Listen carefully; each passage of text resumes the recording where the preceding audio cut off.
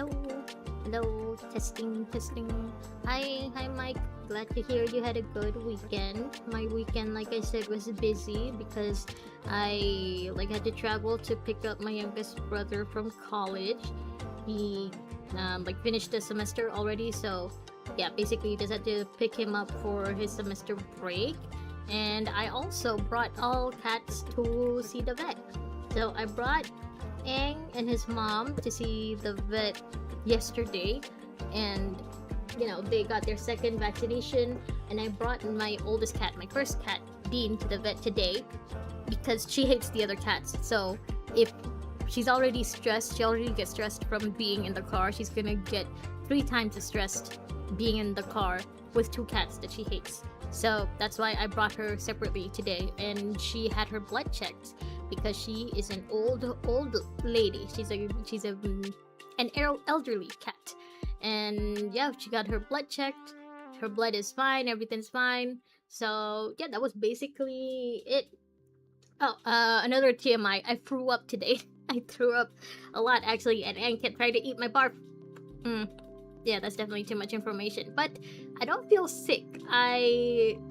If anything, I feel better after barfing. I don't know what happened, but I'm feeling better now, and I'm ready to start chapter 16. But before that, first I hydrated. Now we're gonna watch the new. I think this video is about the original Himeko and not our Himeko. So we're gonna watch that video first, and I know that ZZZ also released some promotional videos of Norma, so we're gonna watch that too. Yeah, I'm okay. I'm feeling okay. It's just I don't know why I just suddenly barfed this afternoon. It was right after I brought Dean to the vet too. But yeah, my cats are okay, and I'm okay now, and I am ready for 12 days of streaming. That's right, you guys are getting me all weekend, if nothing comes up. So I hope you don't get sick of me anytime soon. Let's just start this. Let's go. Okay, let me double check, make sure you guys can.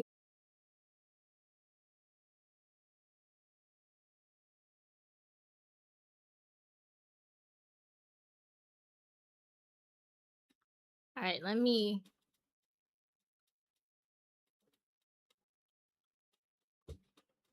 Okay, I think you should be back now. Hello?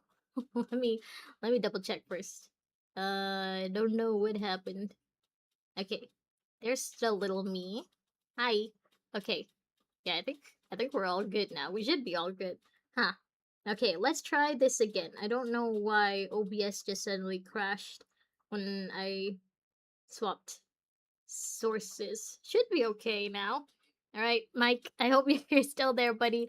Anyway, let's just start this. Let's just watch this video. I honestly can't wait for 4.4 of HSR. I think this one, like I said, is about the original Himeko, not our Himeko. So let's see. Oh, wait. Captions. Okay, I think you guys should be able to hear that. Nope, you don't hear it. Wait, you guys don't hear it. Okay, okay, let me start again. Okay, looks like it's just an animated scene. Okay. 7 minutes. Alright. No. I mean, back here in the past when original Himeko was still alive, I think if anything happened to our Himeko, she could have just, healed her, maybe, or reformed her. So they call each other Himeko. Does that not get confusing?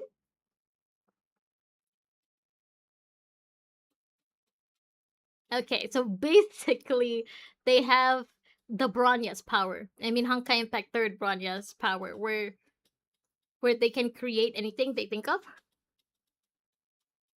Yes.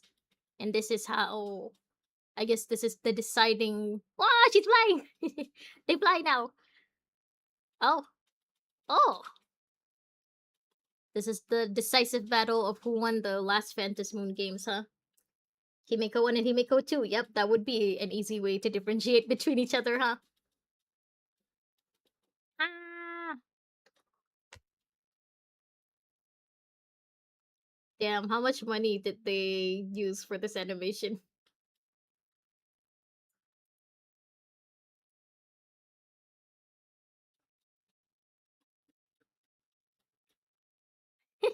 She's just dragging her. Yeah, it really is just like the Bronya's power. As a Hersher, at least.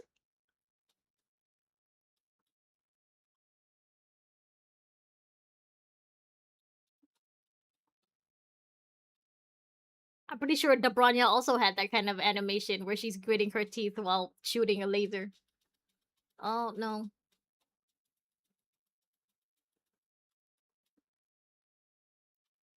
I mean, you didn't know this back then, but that is an emanator. You guys are fighting an emanator of abundance. Kamehameha! Yes, that's what it is. Wait, can you actually hear the video? One last shot. Motoko. Death is Okay. terrifying, but someone needs to Damn, rise I didn't up. realize that you couldn't hear the whole video the entire time. I'm so sorry. Are you insane? Well, this Even is if you scuffed. manage to imaginate that giant, you'll die. If I die, Imaginate I want to the die where giant. The stars are within reach. So she's gonna imaginate the Astral Express? But that's why you should become an You just read the subtitles, okay. Thank God for subtitles. You brought me to life. Does that mean the original Himeko is our mother's mother? She's our true grandmother? Oh, Come on, wait, what? Both of them are gone? together. Let's chase the stars. Oh wait, they're combining! I think. It's a henshin. Oh, star-chasing giant from Pagana. Let my body be the torch that blazes the It is a trail henshin. forward. Magical girl transformation. Set forth! Oh, it's not the Astral Express, it's the Even if we the must giant fall mech. forward. Even if we burn It's to the ashes, giant mech. Ah! this shall be proof that we live. I thought original Himeko was gonna like imaginate the Astral Express, and that's where our Himeko gets the idea to just throw the train at anyone.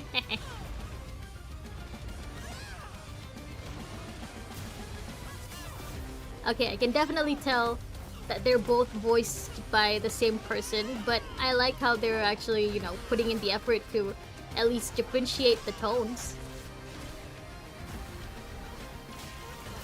Big time, welcome back. No, I don't want the Honkai Effect third storyline. I don't want it. If it ends with our mother going away, I don't want it. Also, I hope you had a good weekend, Sticks. Hi, welcome back. It's a giant Gundam! Welt would lose his mind over this thing. I just know it. We ran Grandpa out of Welt wish would power. love this. Oh, Leave it to me. please don't let that be Night Glow again that I'm hearing. No, no. Okay, I don't think it's Night Glow. But it feels like a Night Glow scene. So then if she dies while fighting the Herald of Death, does that mean that there was no Phantasmoon Games winner? Or maybe the one who won was the last person to die, in which case it would be the Herald of Death. Because they only executed the guy afterwards, and if Shuhu counts as the actual participant of the Phantasmoon Games, then Shuhu would have won the last Phantasmoon Games, right? So then who got the 60 seconds? I just want to know who became God for 1 minute. Oh, she's crying. I love you, Miko. I do too. Oh. Honkai Impact 3rd and Honkai Star Rail Himeko, I love. Genshin Himeko doesn't count. Oh, that's the train. Did you see that, Himeko? It's Pom Pom coming to pick him up. Your flames ignited the Express's engine. So if the Himeko, original Himeko died here, then how is our Himeko still existing? Himeko. No, wait, I think they did mention that Imagine can still exist even after their creators are gone. Never mind. Look at that! Both of them got on the express. I mean, hey, in a way, she did get to live out her dream. And there goes the train. Wait, is this the... It is the opening song! The song that plays whenever you load the game. Aww. Wait, that's... Aww. So every time we load the game, it's just the Astral Express's first journey after being, you know, broken for a long time. Oh yeah, no! It's raining. The like Express! always. That's why If she were here right now, our Himeko. This is the present, I guess, huh? probably make the same choice I've made. It's a pity. Both of them got on the train, yeah. Oh damn, I hope the original Himeko's body isn't in the back. Maybe she's... Okay, Asat Pramad, okay. Maybe she's frozen in ice like March was. So we were just carrying around her corpse this entire time. I just like that. Just wish Hoyoverse kept Himiko's Honkai Infected Sacrifice special. Another bait for... Yeah, I hope that our Himeko doesn't die. So that way, it does keep the original sacrifice special. But also because I don't want to lose our Himeko. I love her. I love her too much. That's mother. This is... and that's, what's it called? Anya's face from Spy Family. They use that as the thumbnail. Okay, now let's go and see Norma. I haven't pulled for her, by the way. I haven't pulled for Norma or Valina, so I guess I'm just gonna save my VZZ pulls for whenever they decide to rerun Harumasa. Welcome to the Bamboo Wonderland. Eos? Is that Eos? The processor's default Norma, frequency what are is you way too doing with low. one of our Maybe some Bamboo? render's too It is gentle. Eos! No, Let Eos! me just overwrite the parameters real quick. I'll boost your power unit by another 100 horsepower. Eos, right? These slow ones don't last long around here. Eos! My son, run! Oh. Oh no. An abnormal cognitive module circuit? You've got potential, little one. Well, how do you like your brand new upgraded body? He's so scared. No. Oh, that face. There it is.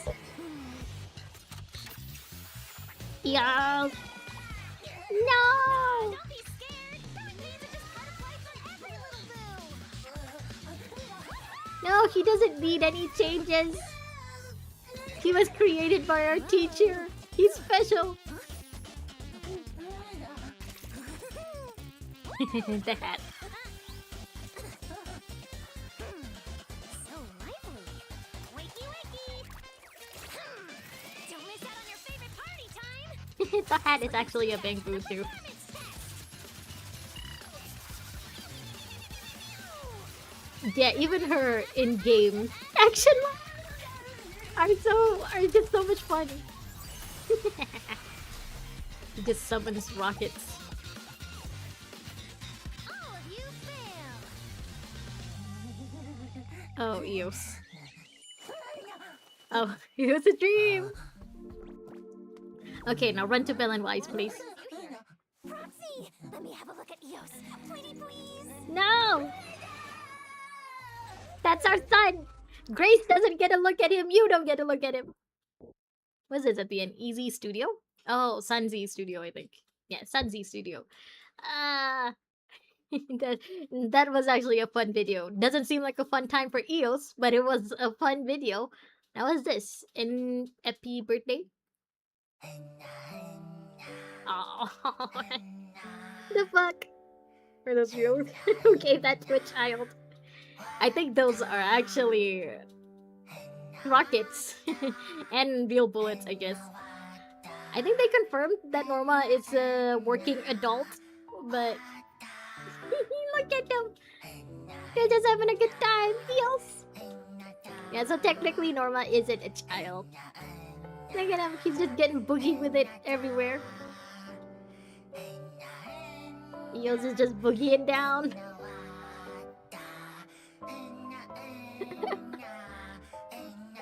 Okay, I think the devs just had a fun time with this. They were just they were just bored and decided to do something.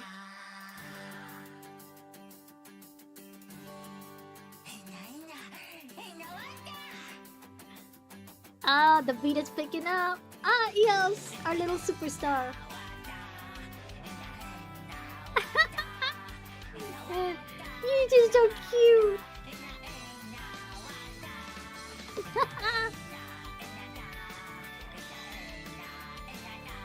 Oh, the avocado boost. Look at that, they're just showing off all of the places and the NPCs. He's having a disco. They're showing off all the locations.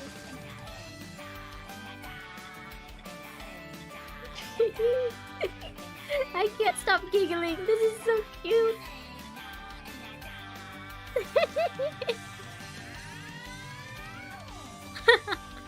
Damn, we went to a lot of places in just 2 seasons, huh? Oh, remix. And now season 3.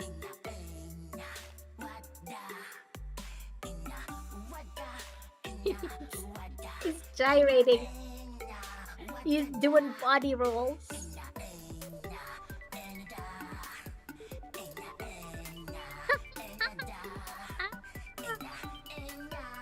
Ah. Aang, can you dance like Eos? Aang, can you do this? Aang is sleeping and he doesn't care.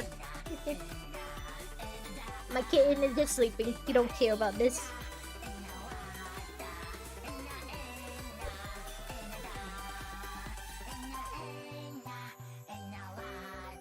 Wow. Wow. Are the cats? they're just chilling with the cats. Aww. Aww. That was I don't know what that was, but I liked it. Okay, next. Oh, right. It's been a while since we've had any like music with the characters. Vanlina didn't get her own music video. Yeah, Billy.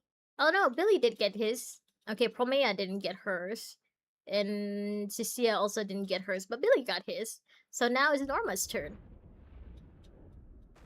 After that happy birthday beat, you got a lot to live up to, Norma. That happy birthday song was just too peak.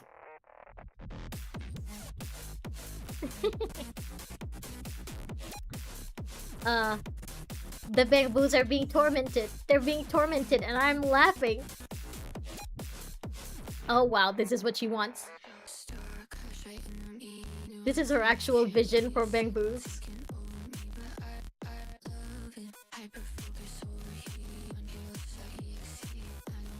What is this house club music?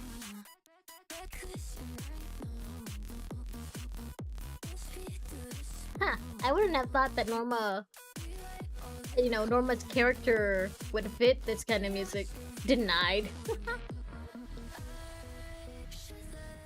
Without Valina, Norma would have gone insane. She would have taken over. She would have taken over the world a long time ago. I like the art style though. I really like the thick lines and also like the neon colors. This is fun. That actually fits Norma. Still not so sure about the music though. But it looks like she's having fun with all of her little bamboo. Ah, they're getting boogie. So this is how the bamboos are made. This is the inside of a bamboo factory. Hyperfixate overdrive. Whoa. What? Oh. Huh? Wait, I want one.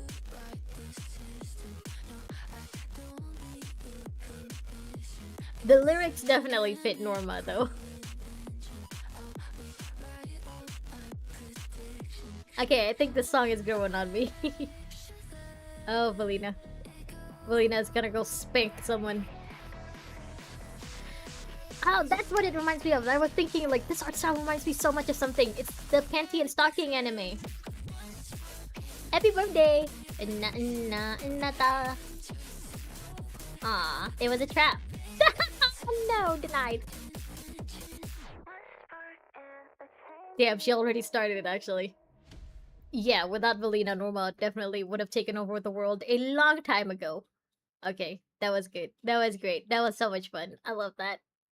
Ah, I love that. Okay. And now it's time to go something to a little more depressing, but still just as fun. PDR.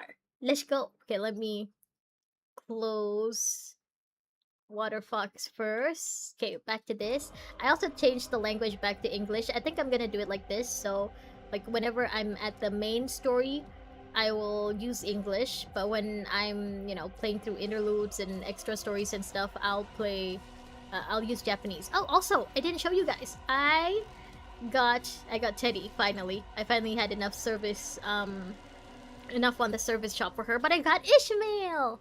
I got Ishmael! And I got Luna! And I used the, like, free skin selector on her! Honestly, I really, really like this. It just looks so good on her.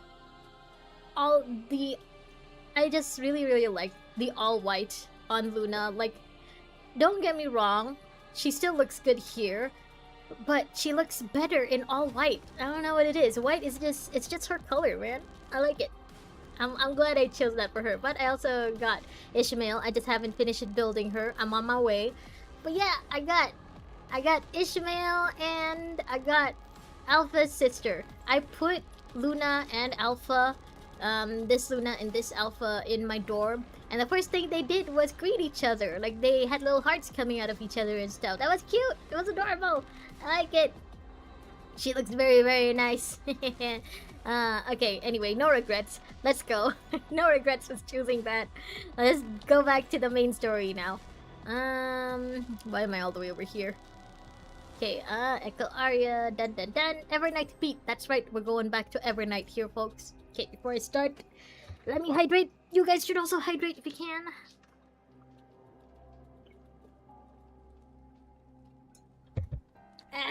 Okay. Continue. The silence of the conference hall is broken by Hassan's footsteps. I don't think I've ever seen this background art before. So this is what the inside of Babylonia looks like. I'm guessing these are the logos for the different factions in Babylonia, and maybe it's for the different teams. Like how Grey Raven, their team has their own logo. Maybe the other teams also get one. He makes his way to the other end of the long, cold desk and sits down, taking in the sight of this building with a history as old as Babylonia. It's a building. The huge conference hall is only filled by a few people. Others are participating as holograms projected on their seats. The symbols of the judicial court, executive court, control court, and the military army makes this spacious hall appear to be even more solemn. Chapter 16 already! Are you saying that I'm fast? I didn't think that was possible. I thought I was taking PGR at a glacier pace. The pillars supporting the dome of the hall are all a record of history in the form of numerous name engravings. Okay, so these are pillars then. They were the ones who helped make the world government possible. Ah, alright, so I guess it's not the team logos. History can be tasted in the solemn air. The mark of the world government, which bears the hope of humanity, appears at the top of the room.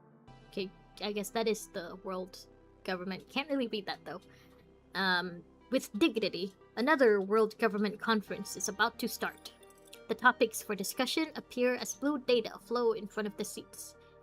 From Operation Acadia long ago to the recent battle commands against the Ascendants, they are all included in the discussion topics.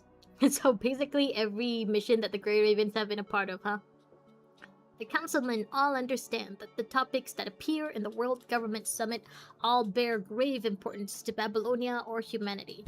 Each topic had been a crucial point in the history of humanity, a pivotal decision that shapes the future of Babylonia. all that sways the boat that is the history of humanity. Things are gonna be serious now? You mean it wasn't serious enough before? The end of the world and losing our sisters and brothers? That wasn't serious enough? In comparison to that, topics brought up in the World Government Conference affect the world in a far lesser scale, which is why most participate in the form of a hologram. The lights on the dome flicker off one by one, enshrouding the space in darkness. Why you gotta have your meeting in the dark? Hello, turn on all the lights. It's as if a veil of ink has been deposited on the conference hall, blurring the lines of things. This dim space allows one to imagine themselves on an isolated island among the vast universe of darkness. Right after that, bits of light begin to illuminate the place like stars. The stars' data projections that appear on the screen between the pillars color the universe. It's not like before. Okay, well, alright, I'ma buckle up now. I'm buckled up. These stars are the voices of the people. Citizens of the world government upload their thoughts through their personal terminals. Which then converge into a huge data flow on Gestalt. Okay. I'm guessing the Commandant also has these personal terminals. Do the constructs have them? I mean, a lot of people don't seem to consider the constructs as humans or as citizens. So, like, do they get their own personal thoughts uploaded to Gestalt? And is it just Babylonia, or are Octilek and Kowloon also included in this? Is it just the human Babylonians whose thoughts matter to Gestalt? Gestalt runs at full efficiency to extract important data from this flow and summarize them into a simple display to project in the conference hall. Oh, speaking of Gestalt, last time I did theorize that Gestalt is actually the Sage Machina. Like, maybe that's why they haven't talked about the Sage Machina a lot, because, you know, they're trying to keep it as a plot twist that the Sage Machina isn't an ascendant or anything. It's actually Gestalt.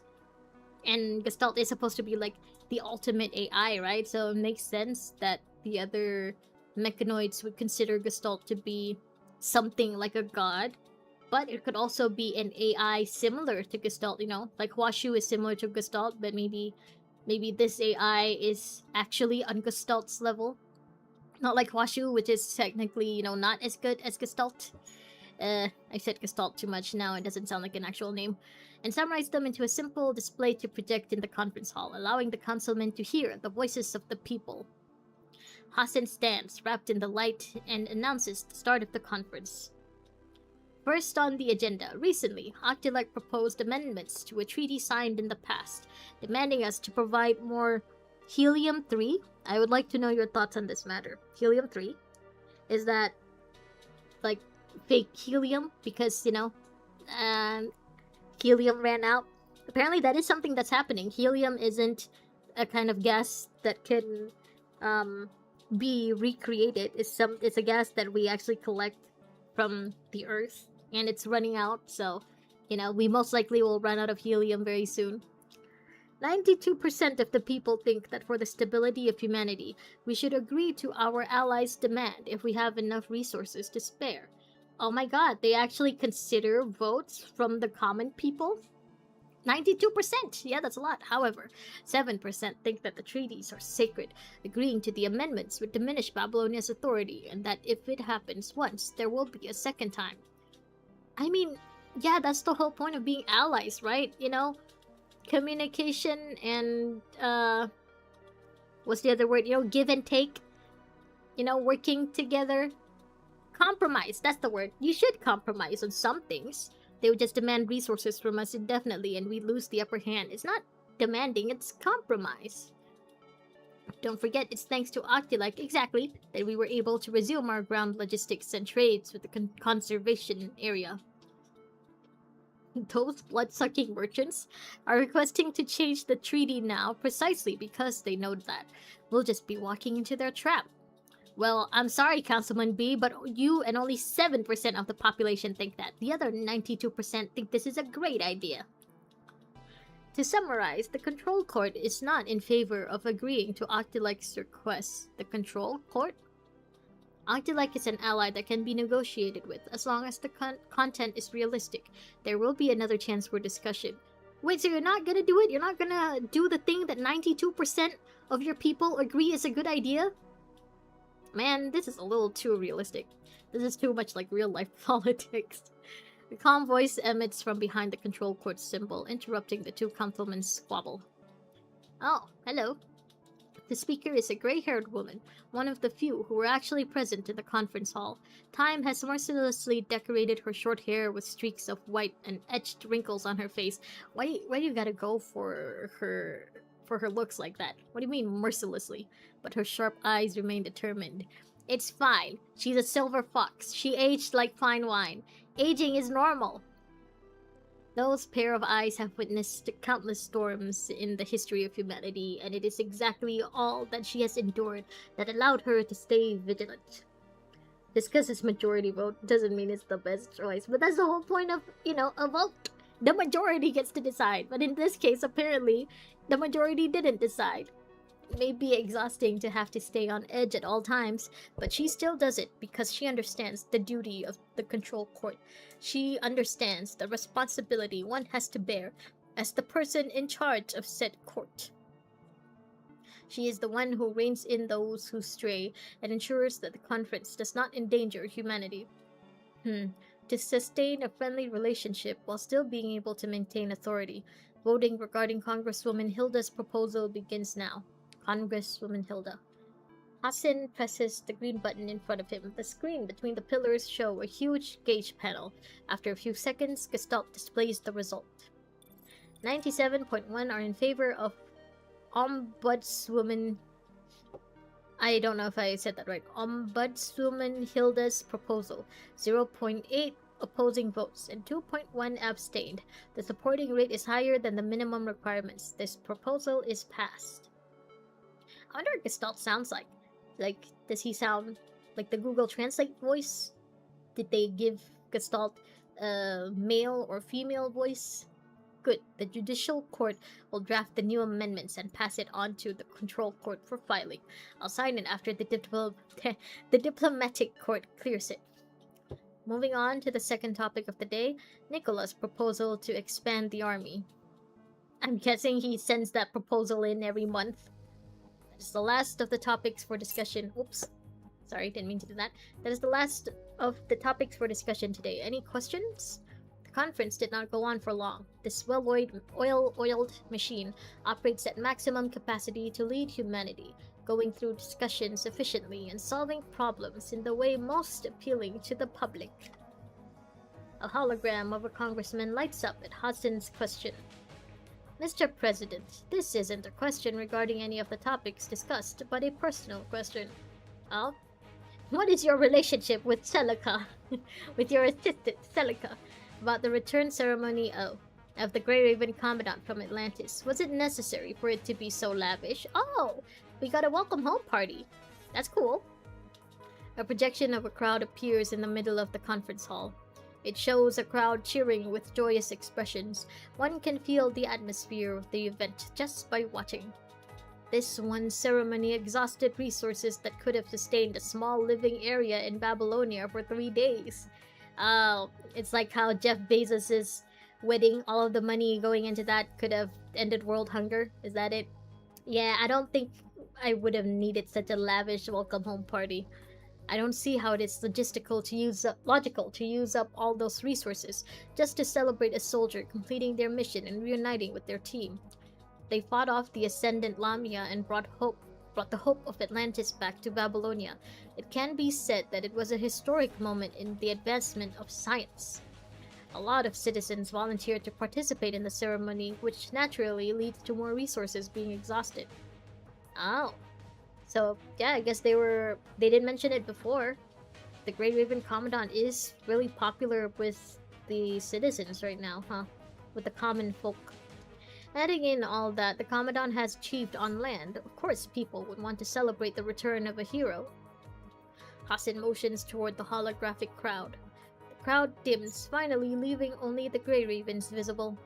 But it's been a while since we've paraded a whole team of constructs in front of the public for them to worship. I mean, the Commandant isn't a construct. I'm still just a squishy human. Wouldn't a whole team be harder to control compared to the undying Lloyd? Oh. So it's been a while then since the whole Lloyd thing happened? Or like have they not created a new Lloyd at this point? Not yet? Because they did kind of have to, hold that off because supposedly the last Lloyd got corrupted before, he could be recalled. So maybe that's why they're putting it off for a bit, just to sell the story a little more. Yes, we know. The people are mentally strained from the constant war. They need something to rely on spiritually. They need hope. Yeah, more heroes isn't a bad thing, I guess. Arguably, preferably, there wouldn't be any need for heroes at all in the world, but more is better than just one. Hope is not something we can just make. It's something that exists because people wish for it. We are merely listening to the wants of the people. Even if it's something as trivial as hope, hope has never been something trivial. Yeah. Have you never read mythology, Congressman Fermi? What does mythology have to do with this? Aren't you curious as to why heroes were written in similar ways, no matter the origin of the myths? Aren't you curious why every Marvel and DC superhero just looks the same? Someone always loses their peaceful life and has to go through numerous trials before returning triumphantly, vast in glory and praise. Under the guise of a hero, it's just a normal human, but people regard them as a champion, equal to the gods nonetheless. It is because heroes inspire hope in people, and when there is enough hope, you can lead the people, but if you destroy hope, you become the enemy of the people. True, that's usually how it works, which is why hope is never trivial. It can be one of the most powerful weapons if used correctly. I will leave the rest of the explanation to Commander Nicola. Ah, Nicola's here. As if on cue, Nicola looks up from the reports in his hand. You were just sitting silent the whole meeting? I'm sure everyone has noticed the frequent interferences Kurono has been causing recently. It was necessary to expose the Commandant to the public in order to end these unsavory exchanges with them. That's what we're doing today. Spirit, welcome back. We're doing chapter 16. Hope you had a good weekend, Spirit. Welcome back. Hi, you have returned. Hello. It is to protect Grey Raven as much as to serve as a warning to Kurono. The public's attention is the best surveillance. Even Kurono cannot do as they please under constant public attention. The symbols of hope are Superman, duh, Goku, duh, that's all. Yeah, I mean, All Might technically is the symbol of peace, not the symbol of hope, huh? You won't see... for another 2 to 3 days? See what? Won't see you? You're gonna be busy, Spirit? Hope everything's okay, at least. At least for now. Which is why we have prepared a special mission for the newly reunited Grey Raven, in hopes of prolonging the temporary protection. As the councilman reacts by staying silent, Hassan plasters on his usual smile.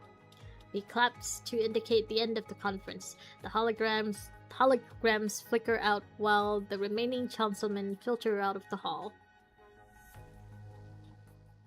Ah, okay, so you're gonna be busy for a while, huh?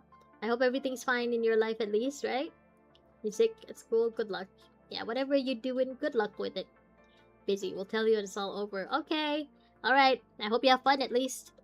Soon, only Hasen, Nicola, and Hilda are left.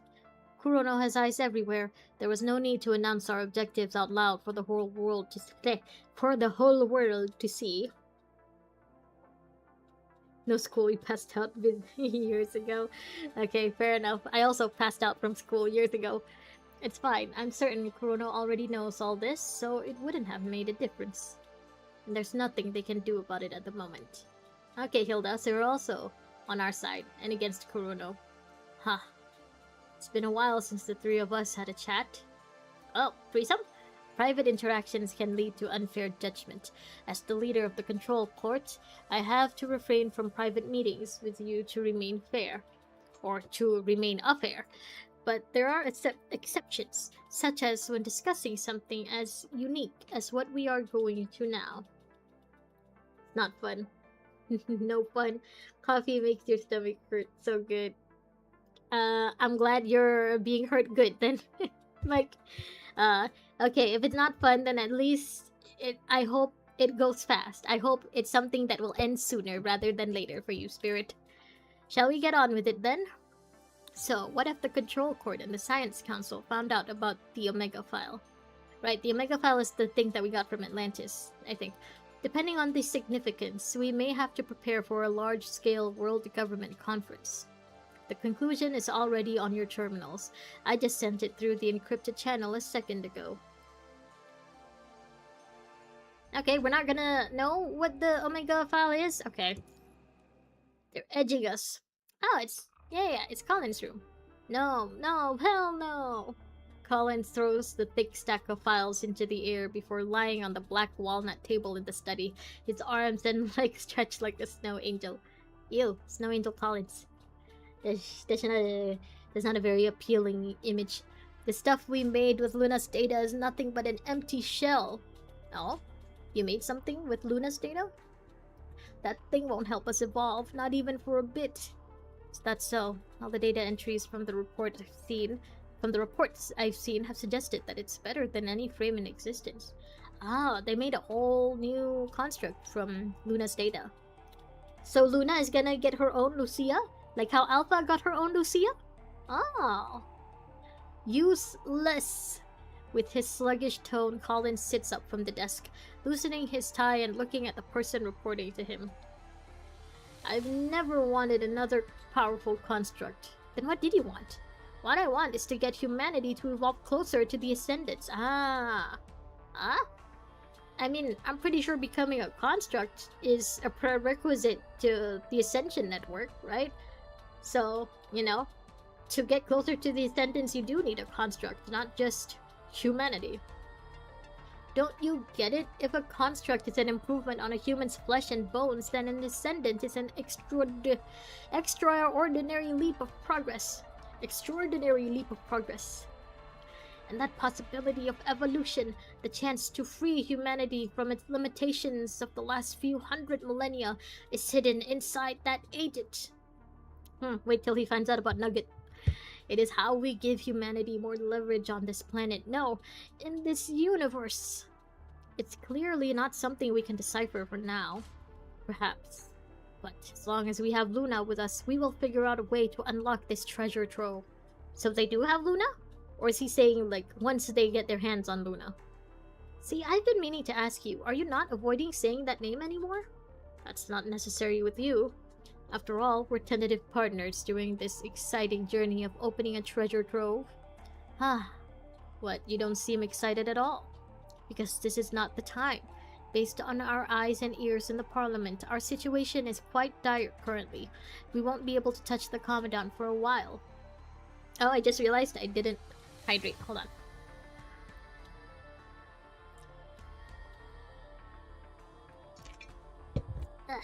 Okay, now back to this. That's fine. Don't you think this whole ordeal is one of the gifts of the trove as well? Feeling when you have the treasure chest in your hands, but not a single thing you do will budge it. The anxiety and thrill when you can't even find the keyhole. No? Crying. You're crying about not finding the keyhole? As if ants and insects are crawling and gnawing all over your body, or being engulfed by fire. Ha ha ha ha ha ha. Collins cries a dramatic tear, it gliding along his wrinkles and the two hands covering his chest, leaving a wet mark on his dark-colored suit. Again, why are you going after people with wrinkles? As a grandma, I feel attacked. As an old lady, I don't like it when you point out wrinkles. It's a once-in-a-lifetime experience, I'm telling you, because you will know that the wait is worth it. You'll know that once you open that chest, you will gain riches that can topple the world. But once we've lost the only one who can unlock that chest, and this key is being protected by the Parliament right now. And you don't look distressed at all. It's because he has a plan. He has a dastardly, evil backup plan. Ouch, how can he say that about me? I'm one of those shepherds that care about their herd after all. Not from what we've seen. One of those that carry a butcher knife, I suppose. Sticks. No, don't mention my wrinkles, please. It's one of my triggers. Haha, regardless, charging into a herd of sheep to snatch one is just going to cause us trouble. One day, our dear Commandant will find a way back into our sack. No, ew! No, I don't want to go in your sack!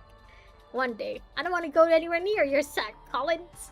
Collins chews over his words, his gaze traveling past Rebecca into the distance. How about waiting for that day with a little class? Ha ha ha, of course. Collins takes his time to jump off the table, taking a bow in a way he thinks elegant, before heading to a compartment to the side. A few moments later, he steps out with a new suit that looks identical to his old one. I can't take a jab at that without sounding like a hypocrite. I too have a bunch of shirts that look eerily similar. My mom hates it. My mom hates that I basically wear a uniform every day, but you know, I like it. You know, leaves more brain power on deciding the more important stuff, like what I want to eat. Kashiki, hello. Hi. I hope you had a good weekend, Kashiki. Yes, sack. That is what they said. Sack. Do you only have one style of suit? What's wrong with that, huh? Clothes are just cages of morality that humanity locks themselves in. Okay. Alright. And I guess all it does is distinguish us from the monkeys in the zoos, making us look more civilized. According to my mom, I look like a hobo. The clothes that it's because I only thrift my clothes. I don't like buying new clothes because I think it's bad for the environment. We got a lot of really, fast fashion has made it so that clothes don't last as long and clothes get thrown out a lot more often. So I haven't bought new clothes in, I don't know, since last year, I think. Yeah, I very, very rarely buy new clothes, so I only buy pre-loved clothes, and my mom says it makes me look like a hobo. So I guess I'm one of the monkeys that he's referring to. Mom don't know ball. No, Squidward said it best. Everyone's a critic. Damn, I can actually like hear Squidward's voice with that. Everyone's a critic. When you care about what your cage looks like, I can't agree with that. That's alright. I was just expressing my opinions, not looking for approval. Everyone expresses themselves with their eyes, their actions, and their posture as long as they live. I simply choose to express myself with words. How about you? What do you think? What do I think about what? This floating treasure the Parliament is hiding. I'm still not sure what it is, but thanks to what you did, the Parliament has retrieved quite a number of things. Oh? Ooh, loots. Collins closes his eyes, his finger gently tapping on his temple. You mean his finger? His finger gently tapping on his temple? How dare you, Nikki? Now I'm even more eager to see what you will reap. Oh, the anticipation.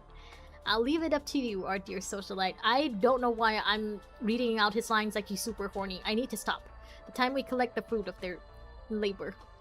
Everything is at your disposal. Nothing is off the table. I'll wait for your good news. I have to stop reading him as horny. I don't want to imagine him horny. Collins laughs as he pushes open the door and walks away, leaving Rebecca alone in the study. She takes a look at the terminal Collins has left on the desk. The monitor keeps flickering as it refreshes the different confidential journals the Science Council has submitted to the Parliament. You're looking at Asimov's private journals? Seriously? He's still the same after all these years. Shaking her head, Rebecca grabs the terminal from the desk and departs the opulent room. I want to believe that she's actually a double agent and that she took that terminal to pass on to Hassan or something. But I don't think so. I think she's actually legitimately on Kurono's side. I don't know. If evil, why hot? Hassan and Nicola have been silent like this for the last 10 minutes as they read through the content in the terminal. Oh no, she did bring it to them. They read it over and over, making sure that they had not skipped even a single footnote, nor misinterpreted the meaning of any single line. Due to the clearance level required, we have monitored the entire process of researching the Omega file. During the process, the Science Council followed the experiment approaches recorded in the Omega file. Combining the research data, Lustrous, and the rest left behind, they were making attempts non-stop day and night. Atsumonvo is already overworked, and you guys are overworking him even more? I mean, I'm sure he's not the only person on the Science Council, but, you know, Basically, he is. Eventually, they reproduced the phenomenon the Atlantis researchers observed. That means the punishing virus can indeed be absorbed. Oh, that's a big thing. They confirmed it can be replicated, it can be recreated, it can be done. Hasen can feel his voice shaking as he says it out loud. Everyone in the room understands what that represents. Hope! Humanity's new era has returned! The punishing virus, the bane of humanity's exile from Earth, is now something that can be eliminated. This long drawn out war has finally seen a hopeful glimpse of victory. Humans finally have a chance to reclaim Earth. And the prices paid in the past have not been in vain. All those sacrifices can finally see redemptions. Atlantis has passed us a torch of hope, and its flame will light the fire that burns away the punishing virus on our planet. Nicola also expresses a hint of being moved. He closes his eyes slowly, remembering all the little things from the past. Exhaling a deep breath, he breaks the shock and silence in the parliament room with his resounding voice. We know the how, and we can see the finish line. We don't have any reason to waste time here, then. Exactly. The Omega File is humanity's treasure. Move the Science Council's resource distribution to the highest level and prioritize all their needs. The moment we develop the devices that can absorb the punishing virus, humanity will have their strongest weapons to end this war.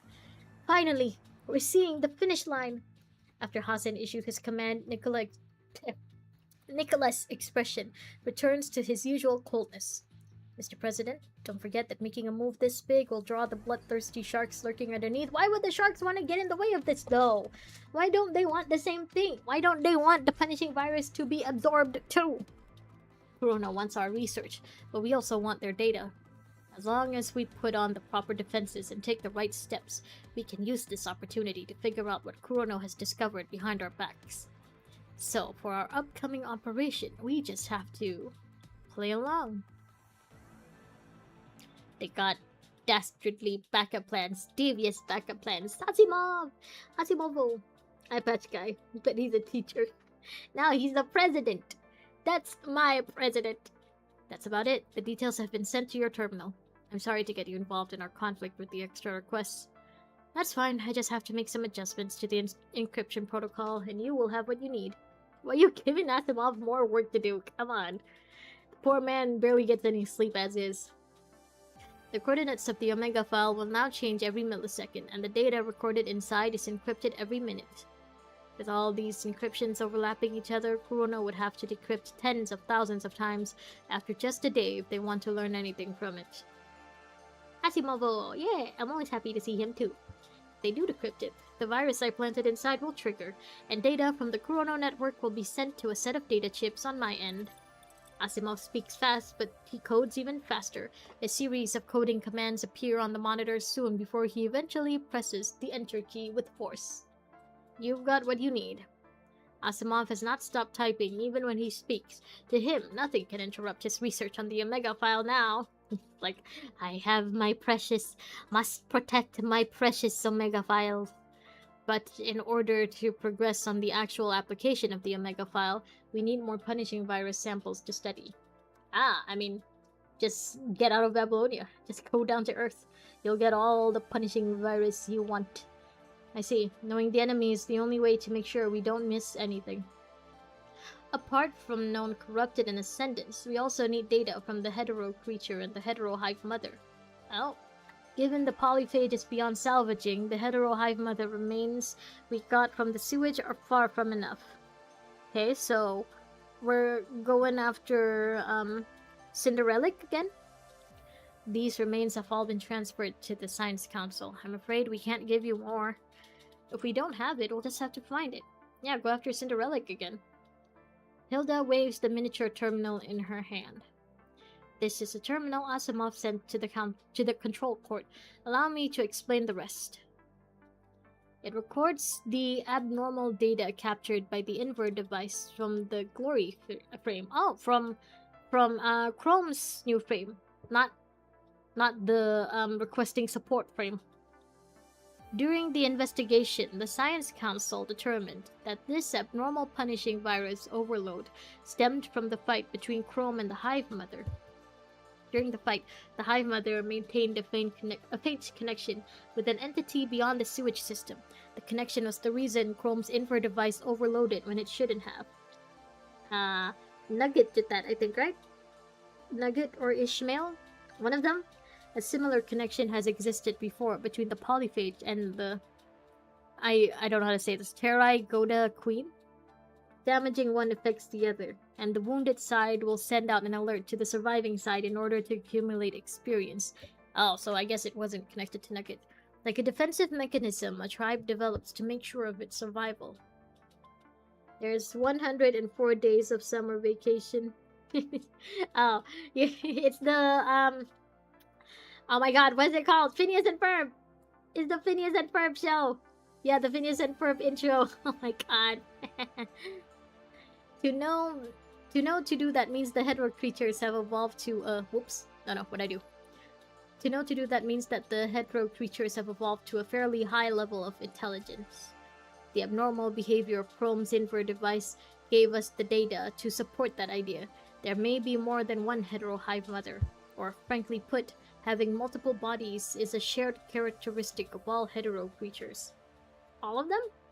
Even the mosquitoes with the big booty? The punishing virus emulates Earth's ecosystem to establish its own tree of life. Every branch, every leaf on that tree represents the same hetero creature species at different levels of evolution. The task force has indeed mentioned in their record that Wonagut said that hetero hive mother was just a test subject. Then we can deduce that there's a completed or most evolved hetero hive mother out there, and it's hidden somewhere on the surface. I see. We'll send our forces to search for data on that advanced subject.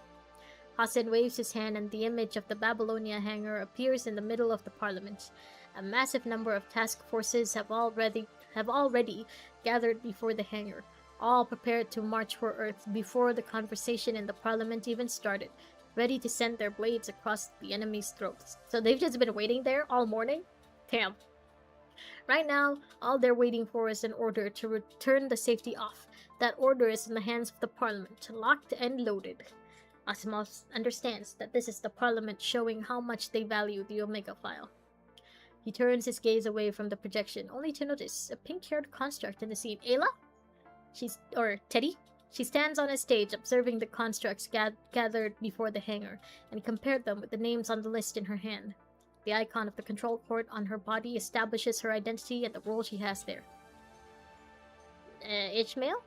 As the scene of the hangar is recorded and projected to the Parliament Hall, this smiling pink-haired construct looks directly at the camera. Ishmael, isn't it? Asimov feels that she's not looking at the camera. Instead, her gaze crosses the countless cables and reaches the Parliament, or maybe somewhere even further. Wasn't that Ishmael? Am I tweaking? The thought bemuses Asimov. By the time he tries to confirm his feelings, the pink-haired construct has already finished her inspection and left the hangar. Do you know Ishmael, Asimov? Shaking his head, Asimov focuses back on the terminal before him. If you're done with what you have to say, I'll go back to work. Asimov is about to hang up when Hilda's voice interrupts him. Ooh, was that Ishmael? Is that a yes, a no, a maybe? Before you go, there's a question I hope you can answer honestly. Yes, it is a yes!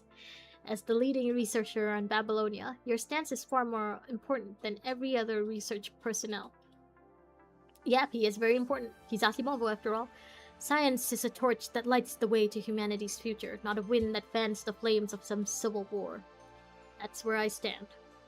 Also, you're not gonna get in between Kurono and Hasen. Alright, fair enough. Oh, I can't change. Alright. Babylonia's artificial sun has set for now. Apart from some soldiers on patrol and the lively crowd in the markets, most people have fallen asleep. Oh, wait. Hydrate! You guys too, drink if you can.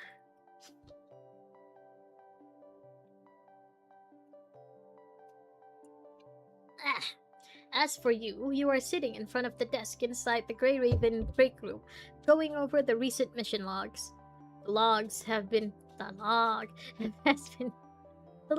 arranged from left to right chronologically by Liv. Your fingertip flips over a page and another memory is reawakened in your mind. We're going through our scrapbook. Ah, hold on.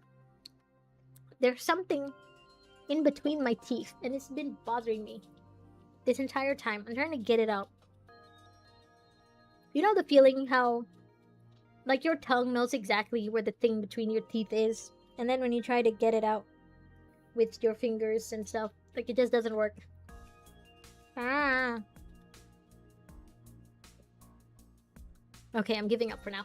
Sitting on the transport craft returning from Atlantis, you receive President Hassan's encrypted transmission all of a sudden. First of all, congratulations on completing this confidential special ops. Grey Raven can finally take a rest in the coming days. Finally! A vacation! A real vacation? That's right. You must be able to tell from uniting with your team that Kurono's control over Grey Raven has been dismantled by us. You have proven yourself with your actions, and it's only fair that we reward you with more than just empty words and congratulations. When you're back on Babylonia, we will host the grandest welcome ceremony for you. Not just to congratulate me, I suppose. Haha, you're smart. Now's a pretty good time to do this. Hassan smiles and nods. After this ceremony, Grey Raven will no longer be an ordinary squad under the task force, but war heroes that make the impossible possible. The people will follow you. They will look up to you. You have brought them a spark of hope for victory and overcome desperate situations time and time again. They will see every move the Grey Ravens make, and because of that, Kurono can no longer take Grey Raven away from the people. Is this necessary? Why this? Yeah, out of all the things he could have possibly done, why this? Because people are looking for heroes, for hopes that will bring the war to an end, and the Grey Ravens are the perfect candidates. To carry out this plan, Grey Raven's main mission in the coming days will be to boost morale in each fighting region to establish people's hope for victory. There! This will be the last story chapter with the hidden. Oh, really? As in, after this, there's no more. Oh. I wasn't expecting that. Really? I guess maybe they just thought there's no need to keep story stuff in separate, you know, in a separate category. Everything is important, so there's no need to call it hidden, I guess. Huh. Okay. That's what the people want, and that's how we protect you. Oh, by the way, Jair, hope you had a good weekend. Hope everything's going well in your life. You have not seen Vera and the Cerberus members for a long time since the welcoming ceremony. Apart from returning to Babylonia to hand in your mission logs, you and the Grey Ravens have spent most of your time going from safe zone to safe zone among different areas on the surface, far away from the front line. What, has Hassan just been having us sign autographs and kissing babies? It might be more free carrying out the Parliament's mission and being forbidden to contact some people than being locked in Kurono's cell. This overprotection has nonetheless grown weary on you. Hey, it's better than, you know, being locked up in a cell for 2 whole days and not getting any sleep, not getting any food. The Babylonia night is still far from over. You open the mission log on the desk to confirm the final details before submitting. As it opens, the recorded scenes play out before you as projections, one by one.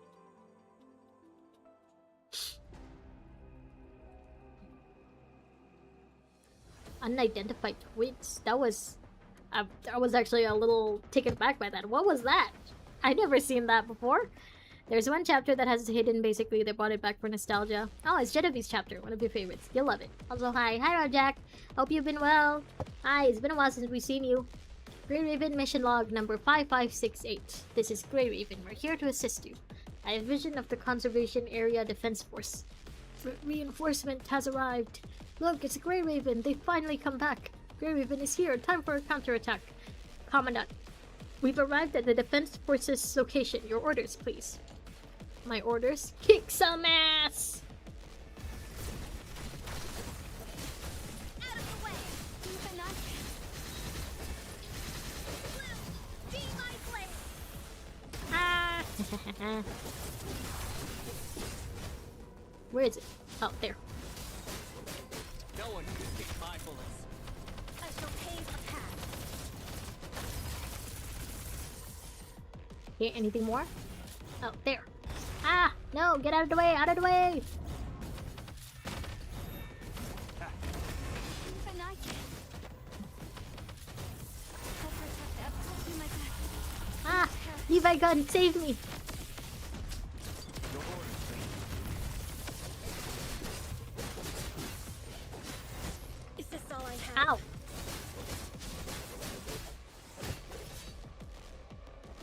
If only this were the last, Commandant. Commandant. Shiki-kan. The moon is hanging high above the city by the time your work to support the conservation area is over. Defensive artillery runs silently at the city outskirt. Building repairs inside the conservation area are not over. The conservation area are not over, okay. People set up tents at the foot of the CPF, resting and dining by the sporadic campfire and the moonlight. You can hear the conservation of two soldiers from a nearby... No, not conservation. You can hear the conversation of two soldiers from a nearby tent. They've kept their voices low to avoid disturbing others' rest, but you still manage to hear them, having sat close by. Why aren't you sleeping? Can't sleep. Something on your mind? The scavenger soldier sighs heavily after a long silence. It just feels surreal. Before you lot saved me and took me here, my friend and I were just wandering about. There was no tent, not to mention a bed, just in case some corrupted showed up during our sleep and took us out. We had to rest back to back, guns in our hands, hidden in a hole somewhere. Now there's a tent, and food, and Babylonia to keep us safe. We ain't relying on our junk equipment to protect ourselves no more. Yeah, now that they have the Omega File, you know, and they can absorb punishing virus, they can basically save more people, right? They can, you know, accept more people into Babylonia, maybe? There's still a gun in my hand, but my friend couldn't last long enough to get help from Babylonia. I'm sorry. There's nothing to apologize for. Old Johnny and I both knew we'd die any moment. No despairing without dreaming. That's how we scavengers see it. But seeing the conservation area being rebuilt, hearing the news of other cities getting taken back, and receiving supplies from Babylonia, that's when I knew the days of living in fear were over. If only. I have a feeling that things are not gonna go according to plan. It's just, you know, just a feeling I have. Safety and stability are back, and it all just feels so unreal. I understand. Conversation in the conservation area. No, we're most converse in conservace. Why is English so hard? Why must English be English? I used to be a soldier fighting on the front lines as well. Barely got rescued from underneath the Grim Reaper's scythe, and now I'm stationed way back here in the conservation area. The cries of my company when they died still echo in my ears. I can still feel their broken limbs on my fingertips. Enemies with overwhelming power easily took down my squad. Despair had shattered my will to fight. The last thing I saw before I blacked out was a raven-winged descendant. Oh? Is this a flashback? Is he talking about... I was about to say, is he talking about Gabriel? But no, there's another flying ascendant. I forgot what they're called, though. It's the one who was with Cinderella. Voodoo. Right. The name was Voodoo. But he still survived. Yeah, I found out afterward that a squad managed to defeat the Ascendant and held the defense line. Oh, no. He was talking about Gabriel. Who were they? Grey Raven. That's what the report said. Oh no, they're talking about us and I'm just listening to them. Why am I just eavesdropping? Aren't they the ones here earlier today? That's right, they're still fighting on multiple battlefields, even to this day. Is it you're feeling the bright red thumbnail on the chapter? That's far-fetched, in your opinion. No, the thumbnail is just, you know, it's just what it is. I don't control the art that they put up. Don't worry, I'll change it once I actually get to a picture that's a little better. Honestly, that thumbnail looks kind of like, what's it called? The tree in Genshin getting burned by Dottore. Irminsul. Yeah, it kind of reminds me of Irminsul getting burned, even though that never happened. Even though it was just a fake out. Still, it's because of soldiers like them that I don't think humans are hopeless in this war. I see, we were both crushed by despair, which is why the safety we're feeling now is so unreal, I guess. Enough with the cheesy stuff. We're alive after all. As long as we live, we have to carry on our companions' hopes and dreams and bring them to fruition. You're right. Don't you have some cards with you? If you can't sleep, how about a game? Ah, sure. Why are you guys just being quiet? Damn it, I can't even hold my card steady now. Ah, never mind. The old raspy voice of the scavenger sounds shaken. Yeah, buddy. You've had a rough time, huh? Not talking about my stream thumbnail. The chapter itself star. I'm sorry. Yeah, it's fine, it's fine. Yeah, the chapter, I don't really know what that's about because I don't remember a tree being a big deal in PGR. No, actually, didn't Nugget have a special tree? I thought that tree turned into the mother thing, but maybe not. Maybe I'm misremembering it. Oh, maybe there is a tree that's a big deal in PGR after all. My thumbnail is okay. Yay! Good, good, good. I need the thumbnails to look good. Otherwise, how am I gonna get more people to watch my streams? I'm going to bed. We'll play next time. Having said that, the scavenger does not seem to have fallen asleep, given the rustling sound you hear from the tent. Right, next time. Both of us. You hear quiet sobbing from the tent, and his weeping adorns the silent night. Ah. It's okay, buddy. Get some rest. You stand up and walk far away. Well, that was a depressing thing for me to eavesdrop on. You hear a lullaby, on and off. Is it Nata? Because that was the lullaby I heard earlier in stream. On and off on your way. Following the sound, you see Liv sitting in a crowd next to a woman, humming along with her. The woman is teaching her how to sing the song. Between the two lies a familiar kitten-like boy. Oh, the corner of his mouth is still dotted with crumbs of rations. Liv has covered him in a blanket in case he catches a cold during the night. I was about to say, kitten-like boy, Changyu? But no, I think they're talking about an actual child. The woman teaches Liv as she watches carefully at the sleeping boy, gently rubbing away the crumbs by his mouth. Liv, what's the situation? Liv gestures to you to be quiet. It seems that the boy has just fallen asleep. The woman carries a cup to you. Nah, that's right. We heard Happy Birthday in the Bangbu language in 3 remixes. This is some soup that we made. I hope you won't mind. You find yellow tinted broth inside. Behind them is a pot with barely enough soup cooked, but she still fills your cup to the brim. The sweetness of corn perfumes the air. Did you plant this? Yes, we planted them on the experimental farm inside the conservation area. Arctilect brought us excellent seeds for corn from other conservation areas, turning the impossible dream of growing crops possible. We take the cup from the woman and take a sip. Do you have any garlic in here? The initial bitterness turns to sweetness as the corn mixture passes your throat, its fragrance filling your mouth. As the woman has said, this is something impossible to dream of in the past, with the harsh environment on the surface. Wanna know the trick to get people to click a PGR stream? Just use 21 Feral, works every time. Really? She's really that popular? Damn, I've been doing this all wrong. I should have just used her on my captions this entire time. Sorry, on my thumbnails this entire time. There's something I want to say to you ever since leaving the no man's land. Looking at Liv and you, the woman is getting emotional. Her lips are trembling before eventually saying 2 words. Thank you. Ah, wait, is this the lady from Echo Aria? The lady that we saved? You didn't mind how hostile we were when we first met, saving my grandson nonetheless and bringing us here to this conservation area. Even though we agreed with relocating here, we still didn't approve of everything Babylonia did when we first arrived. But after living here, we start to realize something we didn't want to accept, that even though the world government has abandoned us once, it doesn't mean that everyone there has given up those of us remaining on the surface. Do you know what it's like on the surface? The conservation area built one after another are the best evidence. Yes, she is. She's that popular. Dang. Okay. Alright, I would have expected it to be, you know, Alpha or Lucia from how much you guys hype them up. Or maybe even Vera. But no. No, it's the feral child. Old habits die hard, but we scavengers have left the no man's land behind. Perhaps it's time we start anew. After thanking you, the woman's words come out non-stop like a broken dam.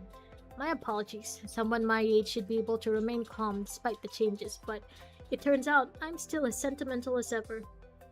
She wipes away the tears from the corner of her eyes, returning to her grandson's side, sitting down and caressing his cheek.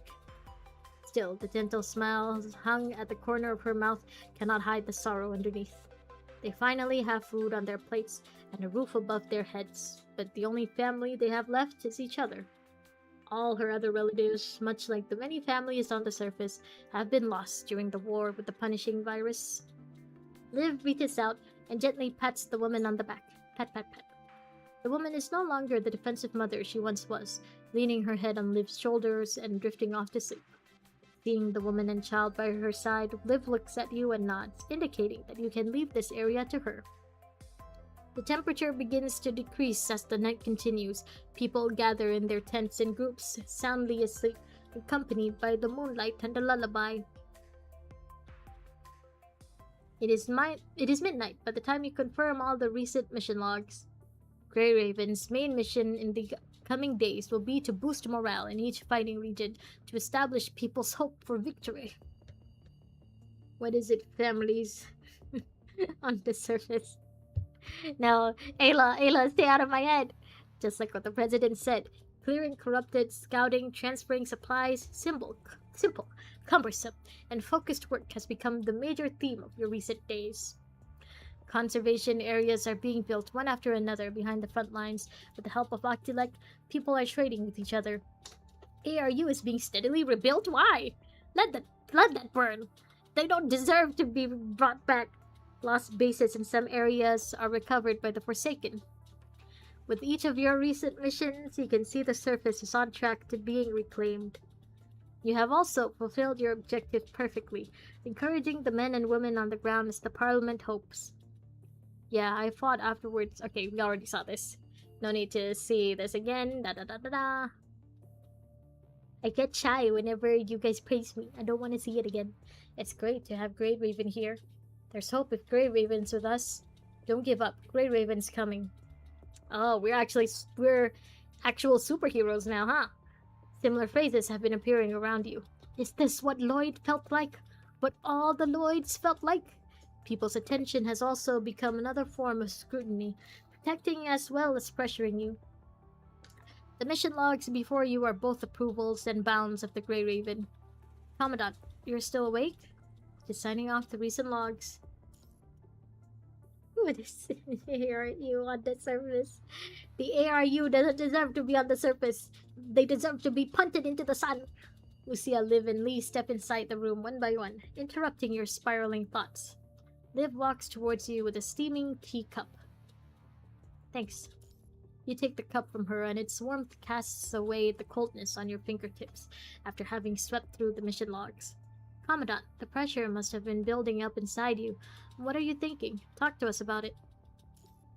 Just duties for soldiers. Lee shakes his head, seeing the logs on the desk.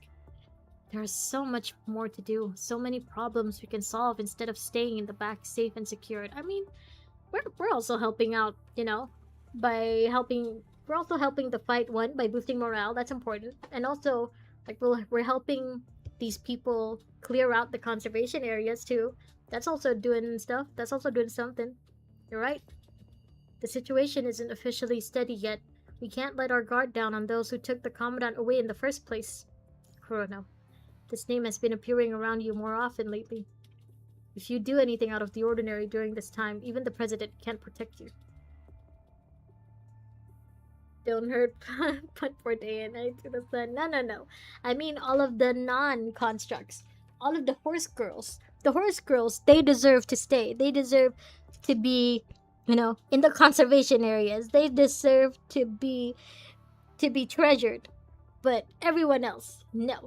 Punted into the sun. President Hassan and the others have realized the danger you could encounter since back then. Kurono's behavior was also quite suspicious when you were connecting to Cerberus. Why would they withhold the coordinates of Luna's home from Cerberus in the first place? Why did they give them the wrong coordinates and task you to locate them? That arrangement was not a mistake. It was a deliberate test. Why didn't they ask us to bring Lucia, who could have actually told us more about that house?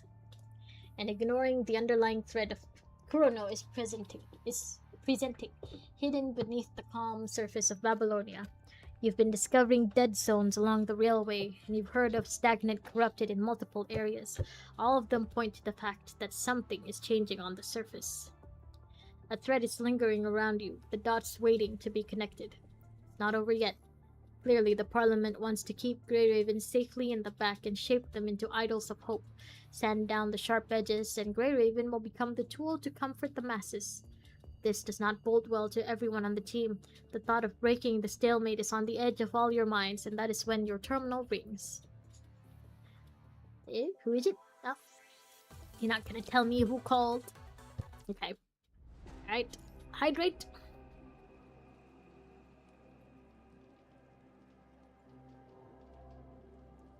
Ah. It feels like I'm like breezing through this entire chapter. Chrome? Oh. Are you requesting support? Hear him out, Commandant. Sorry to disturb you at this hour. That's fine. You know what kind of busy work I'm doing. Chrome does not respond to that directly. He gives you a slight smile, and you both understand each other perfectly. Recently, the task force has been searching for clues on the heterohive mother on the surface. Oh. I mean, you could just, call Nugget. I'm sure he left his phone number on you somewhere. You just call him. I think, he would be more than happy to set up a date with you. Do you remember Nugget mentioning the hive mother in the sewers was just a test subject? Yeah? Right. After that, Asimov and I confirmed one thing, and we exchanged data, which is that among the heterohive mothers exists an advanced being, hidden somewhere on Earth, waiting to hatch. The several hive mothers the task force found so far are not as developed as the one underneath City 075. Some of them haven't even developed a functional heart. Okay, so you found several already. Alright. And Vonnegut hasn't reached out to you because of this? Maybe he's just not that into you. This discovery also confirmed the idea that the same hetero creature would multiply into multiple beings. Based on the polyphage and the heterohive mother in the sewers, descendants can have a pivotal role in helping the hetero creatures grow. That undiscovered advanced subject has Vonnegut aiding its growth, so its level of completion must be second to none. Okay. Is Mother actually, a part of Voodoo? Because I know Voodoo has two personalities. Maybe one of them is the original Mother, Mother Prime, which makes locating it a time-sensitive task. There are 3 reasons I'm looking for you now. First, specialized frame.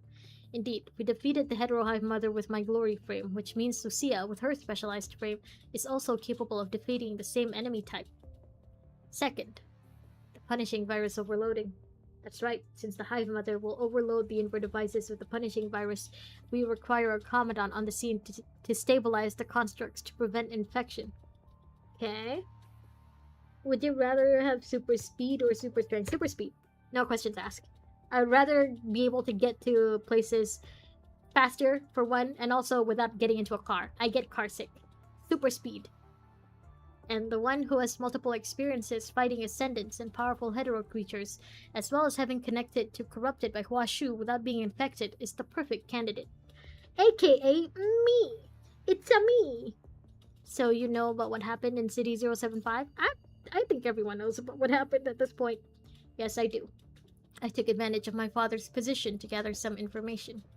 Chrome answers directly. You can tell that he has no intention to use that information against you by how sincere his gaze is.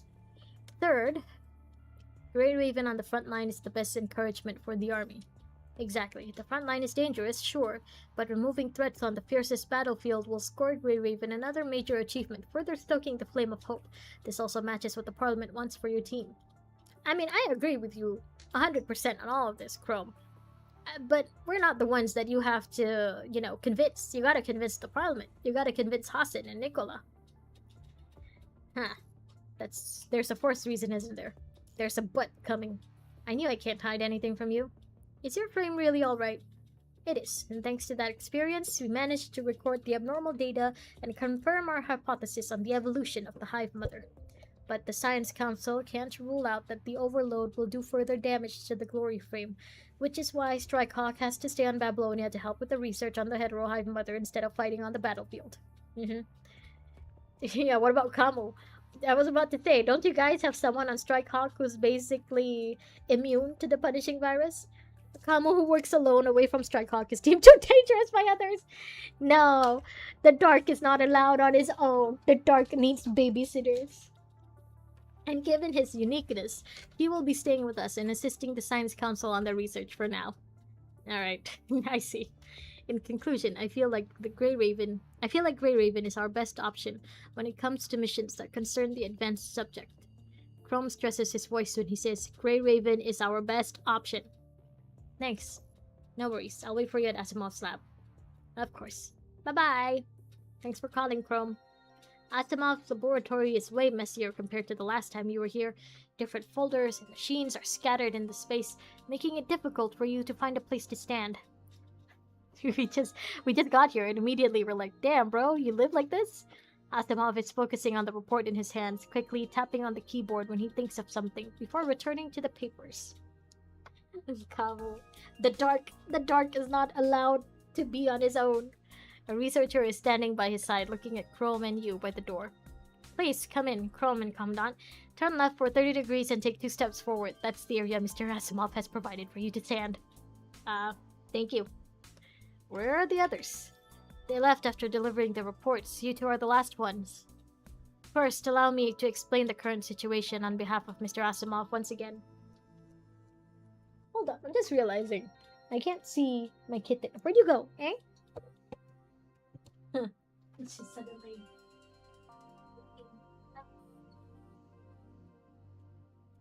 Never mind, he was hiding in my dirty laundry.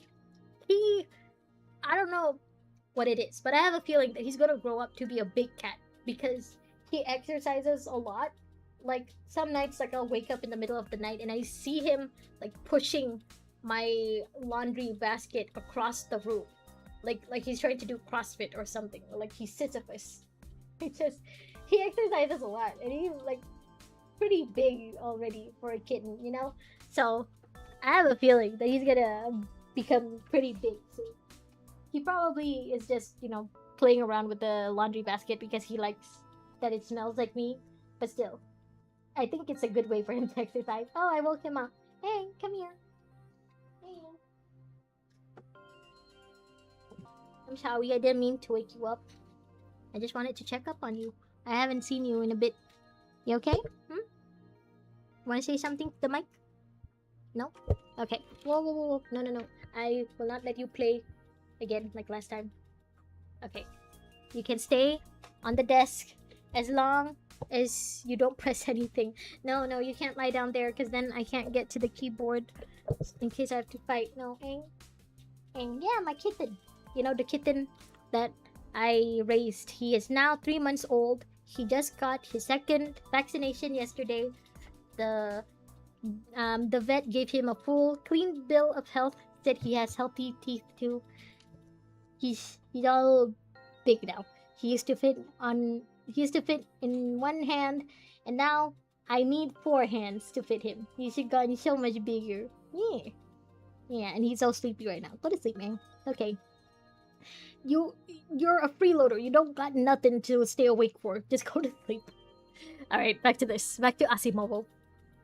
The Science Council's current research requires a large amount of punishing virus samples. With sufficient samples, the research progress can be advanced by 40%. But not any samples. The higher the strength of the sample, the more accurate the data it provides. Among corrupted hetero creatures and ascendants, hetero creatures are best suited to study, given that it evolves from the punishing virus itself. You see 3 apples now? I think he's closer to 5 apples, actually. He's grown a lot. Like, the vet last month, when we brought him for his first vaccination, the vet said he was just under 1 kilogram, so around 900 something. And this time, yesterday, he was 1.3 kilograms. I was actually a little worried that I might be overfeeding him, but the vet said, nah, it's fine. He's normal. So yeah, he's 5 apples big now. Is 5 apples 1.3 kilograms? If it is, then he's around 5 apples big. Among corrupted hetero creatures, okay. Among the hetero creatures, highly developed entities like the polyphage, siren, and the hetero mother, hive mother are the most ideal samples. Okay, so we just gotta look for Selena. Chrome has already told you about the advanced hetero hive mother. Yeah, he's amazing. He's gotten so big now. He's all grown up. Currently, we've discovered and destroyed several hive mothers that have developed naturally, but their completion rate cannot compare to the one found in the sewers. Alright, we gotta look for mother in the sewers. So we hypothesized that the hetero hive mother, aided by Vonnegut, is most likely the purest being made with the punishing virus. Now let's exchange information to locate the advanced subject out there. The researcher swipes across the air before him, and a large projection of Earth appears in the middle of the laboratory. Oh my god, oh my god. Aang is on the desk right now, and I have my hands on the desk, and I can feel the desk vibrating from his purse. You're just a little motorboat, aren't you? Yeah, you little jet engine. Okay, go to. Aww, he yawned. He's so cute. No matter how big you get, you'll always be cute to me. Yeah. Okay, go back to sleep. It's okay. I'm sorry. Go back to sleep. Chrome reaches out and touches a spot on the globe, asking, "This is where the source underneath City 075 are. There were two known factors, data of Luna at her prime, recorded by Ouroboros, and the time difference between Strikehawk's first retreat from the sewers and our second return there, when we ran to Vonnegut." He yawned again. You're being so cute, you're distracting me. I'm at a very serious step of the story right now, Aang. Your cuteness is distracting. Let's go to sleep. He's stretching. Sometimes I think he's a menace. Other times, like this, he's just adorable. Okay, if Vonnegut had moved outside during this time frame, the furthest he could have traveled, given those two factors, would be within this area. But you did not factor in voodoo. You know, the flying ascendant that he has. Hey, no. He's stretching and he pressed something on the keyboard. Chrome draws a circle on the globe as he says that. Meow meow meow machine. He is. Well, he's not really a meow meow machine. He doesn't meow that much. He only meows when he's in distress, like he did during the last stream. But otherwise, he's actually pretty silent. Now that I think about it, I think his mom meows a lot more than he does. Stop pressing stuff, Aang. I don't want you to accidentally end the stream. Although, we couldn't guarantee... No! He's already doing it like what he did last time. Okay. Hold on. I have to make sure he doesn't accidentally make the story like go faster than I can read. Okay, hold on. Let me go back. Okay, it should be safe now. Although we couldn't guarantee that he'd left for where the advanced subject was. But if... Chrome pauses for a second, hesitating before he continues. Are you gonna suggest you use yourself as bait? If I were him, I would go to confirm the state of that hive mother during this period of time. Although this was only my subjective estimation, we couldn't ignore the faintest possibility. And so Strikehawk began to search for data related to Vonnegut on the surface, and we eventually discovered some of his unique signals recently. Oh, you were looking for his unique signals, huh, Chrome? Nah, actually, even if I do ship them, I ship them more as a one-sided ship. I think Nugget is the one with the crush on Chrome. Afterward, we searched outward with the sewers as the center, before we finally came upon matches to his signal in these directions. The circle on the globe gets smaller, and turns into a few thin lines, displaying the directions Chrome has mentioned. And his tail twitched, his little tail nub. He doesn't really have a tail, it's just a little nub on his butt, and it's twitching. Your little tail nubby is twitching. You're distracting me. Stop. Okay, go back to sleep. It's okay. Go back to sleep at the soothing sound of my yapping. But this is based on a hypothesis. That's fair, but it's not without its value. Science, after all, is the process to confirm a hypothesis. Asimov says it out of nowhere, his gaze having not moved from his monitor. Here is the intel the Science Council has organized. Okay, I'm sorry. I keep touching his little tail nubbin. Yeah, he's a little annoyed. Okay, go back to sleep. I'm sorry for bothering you. After analyzing the heterohive mother, although we can't determine the principle on which it is formed, we can confirm several of its features. Abnormally energized punishing virus concentration and interference on the magnetic field nearby. Not only does that interference affect communication, but it could also even affect the surrounding environment. Things the researcher is listing match the anomalies you've been encountering on the surface.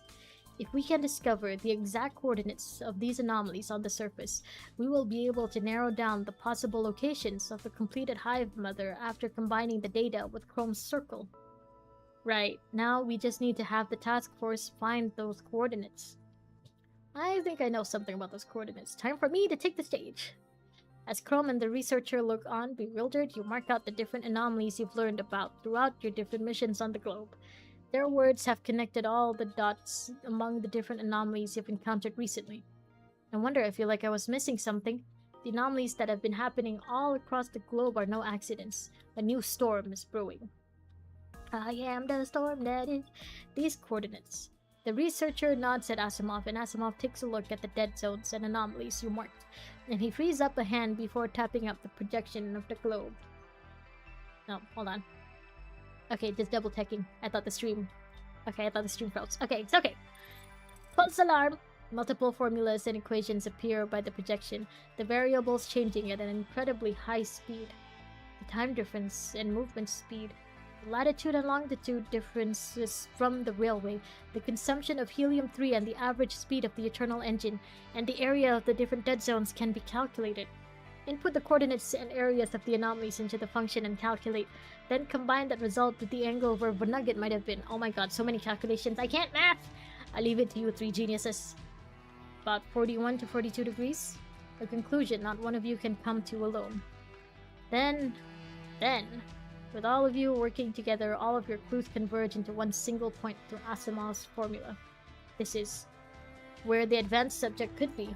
Asimov stops tapping on the projection and points towards one point on the globe. Since they mentioned Octilike, does that mean that they think it's on Octilike? How's the revitalization of the conservation areas? We've reclaimed 43% of the cities lost during the post-pandemic age. The engineering force has been restoring them in batches recently. 19% of the cities are found freed from corrupted activities, despite not being reclaimed by us. It's believed that the Forsaken has managed to take them. Oh! 19%! That's actually pretty good! Damn, okay. Unc Watanabe is actually putting in the work. 36 conservation areas have been constructed this month, and the preparation work to receive the nearby scavengers is ongoing. Good. Hasan stares at the projection of Earth before him, silent. More dots have lit up, meaning more conservation areas have been built. Babylonia support has formed a network, linking the different areas to it, connecting humanity again. With this network, cities are restored, bases are reclaimed. Although the war is not over, Hasan believes that with the help of the Omega File, the turning point is imminent. The door to the bridge opens up. Hasan takes a look at the time and turns off the projection, looking back at his visitor. What is it, Nicola? Grey Raven found the coordinates to the advanced subject? Right, the coordinates point to the ruin of Puglia Forest Park, an area not prioritized for restoration due to the terrain and resource distribution. Having not been reclaimed, the existence of an advanced subject is possible. Woodcock was the closest to the forest park. Woodcock. So they've been sent there to confirm. Oh, it's another team? Ah. Is there such a animal as woodcock? I mean, I guess. There is an animal called crowtit. Hasan has, for the love of God, stop doing... Hasan, for the love of God, stop doing red flags. Hasan, please. I don't want to assume the worst of you, Hasan. That's why you agree with Grey Raven's application to move back to the front line. Not just that. Hasan sends over a video file to Nicola as he speaks. Nicola taps on the file and the video begins to play. This is where the advanced subject is. Right. Leave no stone unturned, Commandant. I'll immediately send people to these coordinates that you've discovered to confirm the intel. But the operation to retrieve the subject afterwards. The President's hesitation is not without its reasons. Discovering the coordinates is only the first step. Even if they do locate the advanced subject there, defeating it and collecting the samples is still a problem. Which is why you and Chrome have agreed that Grey Raven needs to be there during the operation. Therefore, Grey Raven is requesting to join this mission. To be back on the front line. What makes you say so? Grey Raven is essential in the fight with the Hetero Hive Mother when considering the battle itself, as well as what the people need. The very droopy bird? Oh, okay. I'm gonna look it up after this. Like, I know a lot of birds have like really weird names. You know, like I said, crow-tit, and then there's the shoehorn bill or something, and sage grouse. They just be given verbs and nonsense names. State your reasons. Relaying the 4 reasons you've discussed with Chrome to Hasen, you find him standing there, quietly listening. The plain image with the droopy nose? Really? They look exactly like that? Huh. Okay. I'm gonna look it up after this, just to confirm. If you can stand before me asking to be back on the front line, then you must have understood the risks of doing so. Yes, Grey Raven is prepared to fight. Indeed. Right now, Grey Raven is crucial to defeating the Hetero Hive Mother. Why do I get the feeling that Hasen is unhappy with us? Past and future, hopes and duties. The conversation between President Hasen and you jumps from topic to topic, as if you two are attempting to talk about everything in the limited time. Your ideas clash on the bridge as your souls resonate in the universe. What? What's that line? What's with that romantic line? They do be fatty? Okay. Okay, let's not body shame birds here. What's with this line? Why does it seem like we're soulmates with Hasen all of a sudden? In that case, I suppose our worries were for naught. The video stops here. Oops. The video stops here. Nicola closes it, not saying a word. It's hard to disagree with them when they took this step willingly. It's good for everyone if they're moved back to the front.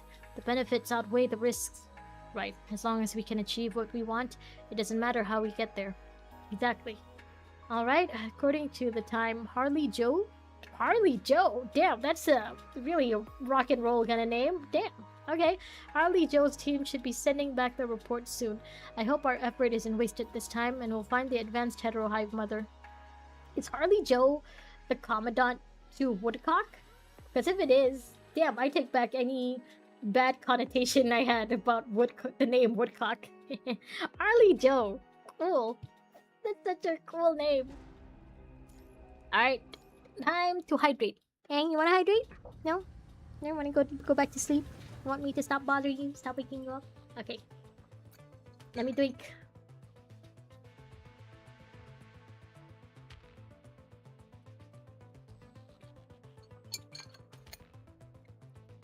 Alright.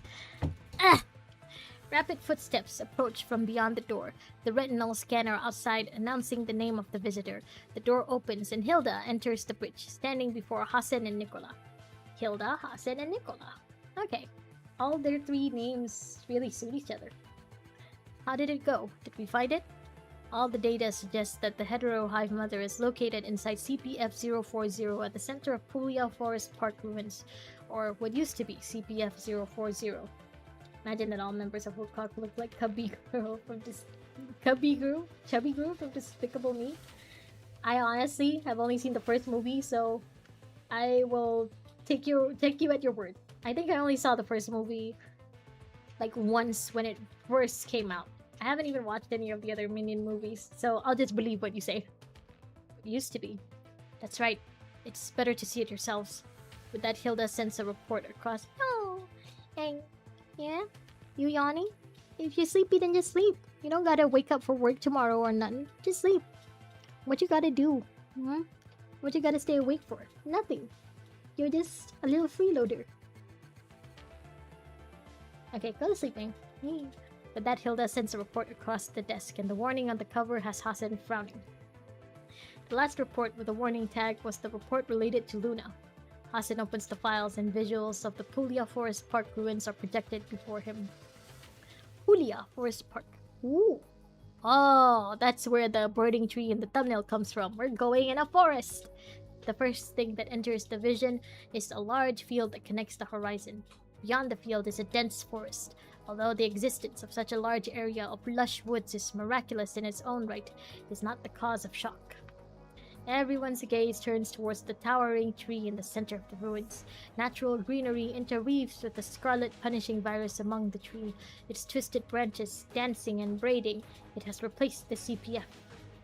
The control court immediately sent the video to the Science Council for analysis after seeing this. Their findings suggest that those things enveloping CPF-040 are made of hetero creatures mimicking the plants in the forest park. Oh, just like what It was like in the sewers. They have recently invaded there. Since there was interference inside the forest, the following video was recorded by the Woodcock Commandant Harley Joe. Hey, I was right. Offline. Uploaded after they escaped the park. Hey, what are you doing? I have a like desktop riser, you know, for my monitor, and he's trying to chew it. I mean, you can try, but you know, the doctor just praised your strong teeth.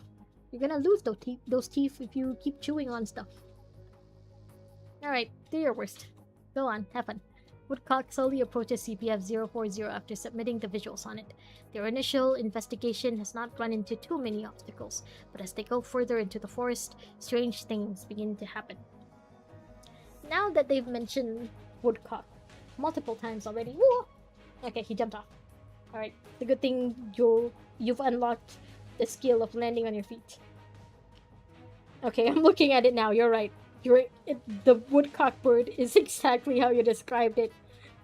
Got a pretty long beak though. But yeah, it's exactly how you described it. Pretty chubby, pretty droopy. Okay, alright, now that Aang has willingly and voluntarily gotten off the desk, I'm gonna undo what I just did. Hold on. Let me put OBS here again. Alright. Teams that enter the forest from different entry points have reported the discoveries of campfires, human footprints, and scavenger clothing. Well, I'm guessing those people are dead now, with, you know, the punishing virus trees in the forest. That's... Why would scavengers appear near a CPF that's not reclaimed? We don't know yet. We found human activity inside the forest park, some of which are fairly new, meaning there was a group of scavengers who entered the park recently before it was invaded by the hetero hive mother. But that's not our key problem. There's more? We have more problems? Okay.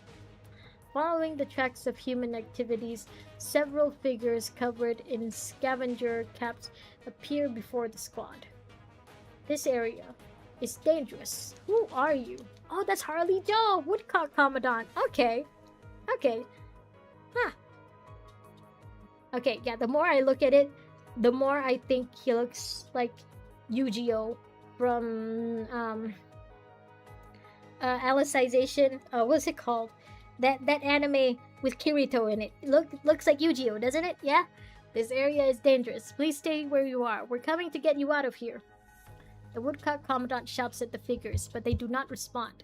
Oh, they're zombies now. The constructs next to him take a look at each other, then raise their weapons and cautiously approach the figures. Only when the constructs arrive before the figures that they realize the truth. Those are not humans they have discovered, but humanoid monsters. Just call it Hive Mother. Hetero Hive Mother is such a mouthful. Awesome, my guy. Sword Art Online? Yeah. That's the name of the anime. Oh my god, it's been so long since I've seen it. Right, Sword Art Online Alicization. Looks like Yu-Gi-Oh! Rather than being worn, their capes are just loosely hung on the humanoids' withered bodies. They're zombies! The humanoids slowly turn around, their strangely shaped feet crushing the bones on the ground, making an eerie squeaking noise. Sorry, I'm just imagining the noise that Squidward makes whenever he walks. That kind of eerie squeaking noise, like... I can't mimic it, but you know, the sound. The red orbs in their chests are like their hearts, pulsing intensely. The thin bones enveloping them, however, are not strong enough to withstand the strong pulsations. You'll steal Asuna from Kirito just because you hate him. Honestly, I also don't like Sword Art Online. I think I was just watching it because my friends were watching it and they were talking about it every time a new episode came up. But yeah, honestly, it's not my favorite thing. The best thing to come out of Sword Art Online is Kirito's voice actor. I love that guy. Pieces of bones shatter from the vibration, falling off their bodies onto the ground, crushed by their feet. New bone structures immediately grow from the orbs, covering them once more before breaking and regrowing. Behind all of them hung a smooth, translucent string, within which intricate veins and nerves like an umbilical cord. Okay. Hey, umbilical cord, you had that too, not so long ago. These figures attached to the cords are like newborn babies, moving about stiffly with their deafening cries. I don't want to imagine zombie babies. Can't you guys, give a different kind of description? No doubt, they are hetero creatures. The Science Council are calling them hetero sapiens for now. Oh, instead of Homo sapiens? Okay. The arrival of hetero sapiens signals a grave danger. Hetero creatures' evolution mimicking Earth's ecosystem has reached the stage of Homo sapiens. Ah, that's right. Before this, they were just bugs. Like mosquitoes with big booties. And now they're more human-like. The best thing from SAO is the alternative Gun Gale series. That one is good. I've never seen that one, I don't think. Or if I have seen it, I've purged it from my brain because I was just that uninterested. Evidence shows that they are evolving much faster than we imagined. It took millions of years for apes and humans to evolve into separate species. Comparatively speaking, the hetero creatures have spent less than a blink of an eye. Our enemies have turned from beasts to humanoids in a flash. What will they become next? That is a horrifying but honest question. With how fast they're evolving, no one can predict how the enemies will present themselves next time. As the three turn silent, the chilling video continues to play. Are we actually gonna get to see what the hetero sapiens look like? The hetero sapiens extend their rotten fingers from underneath the capes and point towards the constructs before them. Hetero sapien, huh? Good for them! Okay. That's funny. I get it. Alright, you deserve that one. Their mouths open and close cumbersomely, making strange, twisted noises. This area is dangerous. Please stay where you are. We're coming to get you out of here. This area is dangerous. Please stay where you are. We're coming to... Okay, please don't be the new... I wonder what the surface is like. Despite their distorted tones, the hetero sapiens have easily mastered the language skills that human toddlers would take years to learn. Scarlet particles emit from beneath their capes. Their constructs' inward devices blare out piercing alarms. Several of the soldiers cannot withstand the shock of what happened in front of their eyes as they stumble back and almost drop their weapons. But their training quickly kicks in and they immediately retain their composure. Regardless of how strangely the enemy act, it does not change the fact that they are hostile to humanity. Attack! Yu-Gi-Oh, no! The Commandant orders the team to attack and they immediately open fire. Bullets lodge into the hetero sapiens' bodies, but they remain undeterred, charging into the firing line, unfazed by their shattered bones as if taking a stroll in the storm. I am the storm that is. Like a flood, hetero sapiens rush in from every direction from the forest park, rushing the woodcock defensive line. Wounds begin to appear on the soldiers' frames, and the muzzle flashes begin to decrease in numbers. Confronting the massive number of enemies, Woodcock has no option but to retreat. The video ends with a frozen frame of the hurried retreat of Woodcock. Hassan closes the report, rubbing his temples with his fingers. Luckily, it's not too late. Hetero sapiens have only appeared around CPF-040. That you know of. It's not like you have, surveillance on the entire globe. You didn't even know that they were in CPF-040 before this. Intel on them has been synchronized to all ground forces. The Science Council is further analyzing the footage, hoping to understand the hetero sapiens more. What's important is what we decide next. We still have to face the hetero hive mother after defeating the hetero sapiens. To get a sample of the advanced subject, we will pay a hefty price. Which is why... Oh, hold on. Someone's knocking.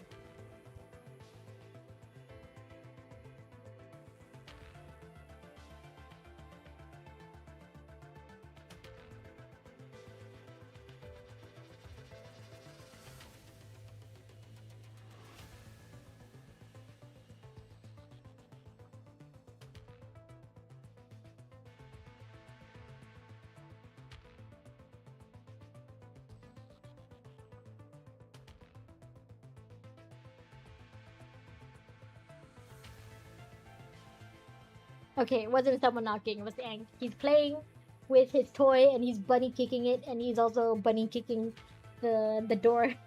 So it sounded like someone was knocking.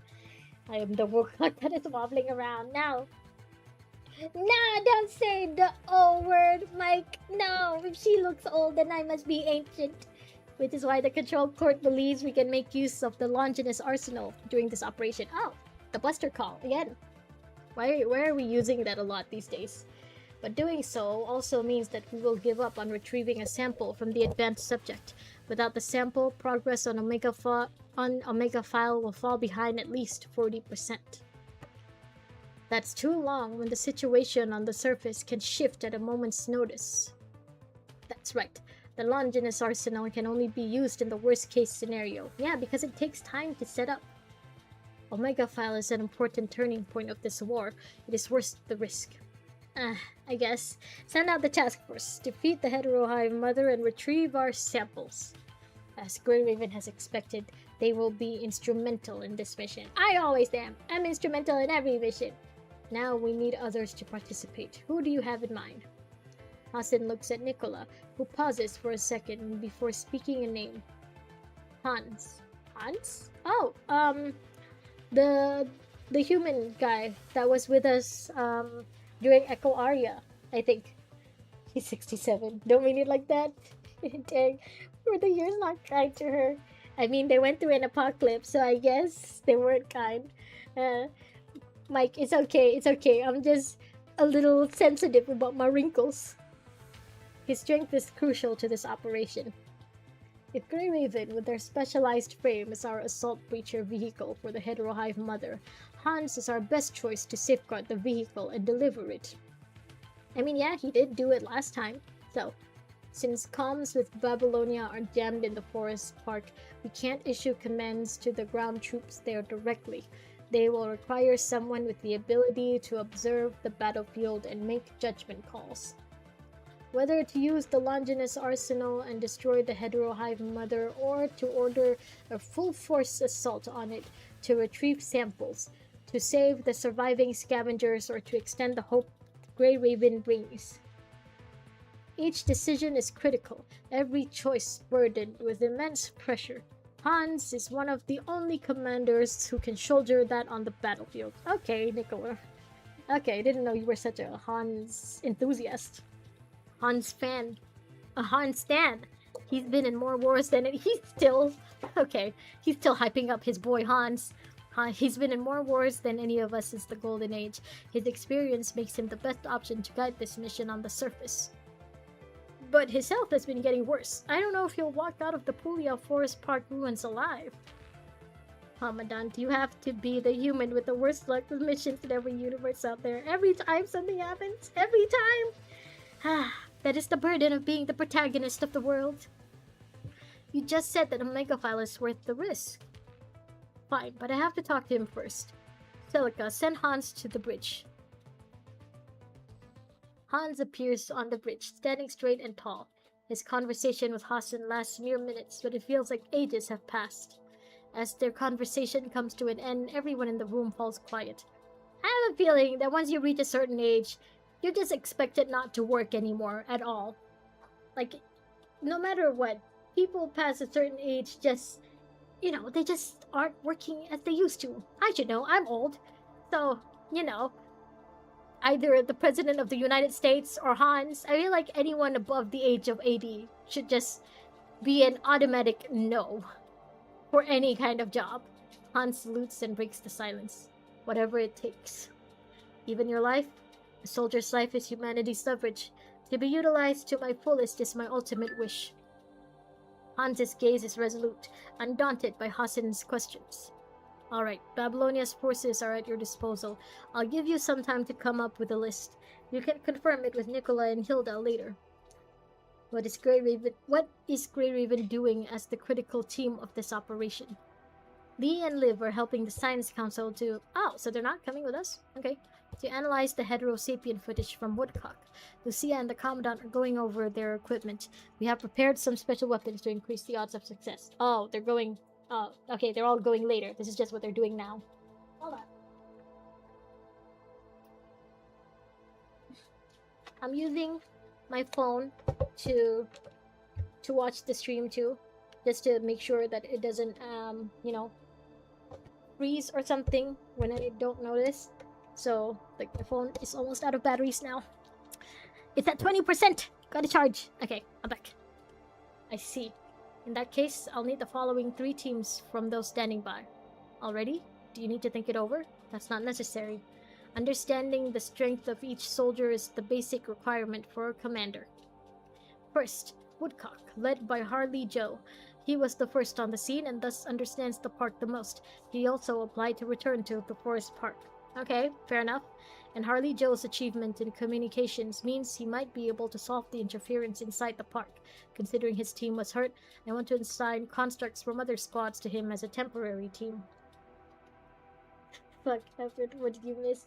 Nothing much, honestly. It's just, you know, we met Harley Joe. And I think Harley Joe looks a lot like Yu-Gi-Oh! From Sword Art Online. Oh, Vanessa! The second squad is Egret, led by Vanessa. Her efficiency can buy us valuable time. Vanessa, back! Miss some chubby woodcocks. Given the lack of data on Heterosapiens, we can also rely on Egret's heavy firepower to take down the enemies. They have heavy firepower? Okay. The third is the team, led by Simon! Oh, Simon again! I wonder if he got a new construct for his team. Your heartbeat bright as heart. Okay, Spirit. Okay. Simon's capability is not that great. It'll be hard for him in high-octane fights with the Heterosapiens. His physical prowess is concerning, but the strength of his mind beacon is second only to the Great Raven Commandant in his year. Ah, I didn't know Simon was that guy. Someone like that will be able to share the strain with the Commandant with the Great Raven Commandant and stabilizing the constructs near the Hetero Hive Mother. Long live gacha games. Yes, long live gacha games, so I may have more content to stream. I see. The mobilization order has been issued to their teams. Safe journey. Yes, sir. It will be. It will be safe. Because I will be here. I am here. You can take wallpapers from story now? Oh, wait, hold on. Gotta hydrate. You guys should hydrate too. Yeah, hiding the UI is an option in the older stories too. I know, I checked. It's great. It's awesome. I like it. That means more opportunities for me to make thumbnails.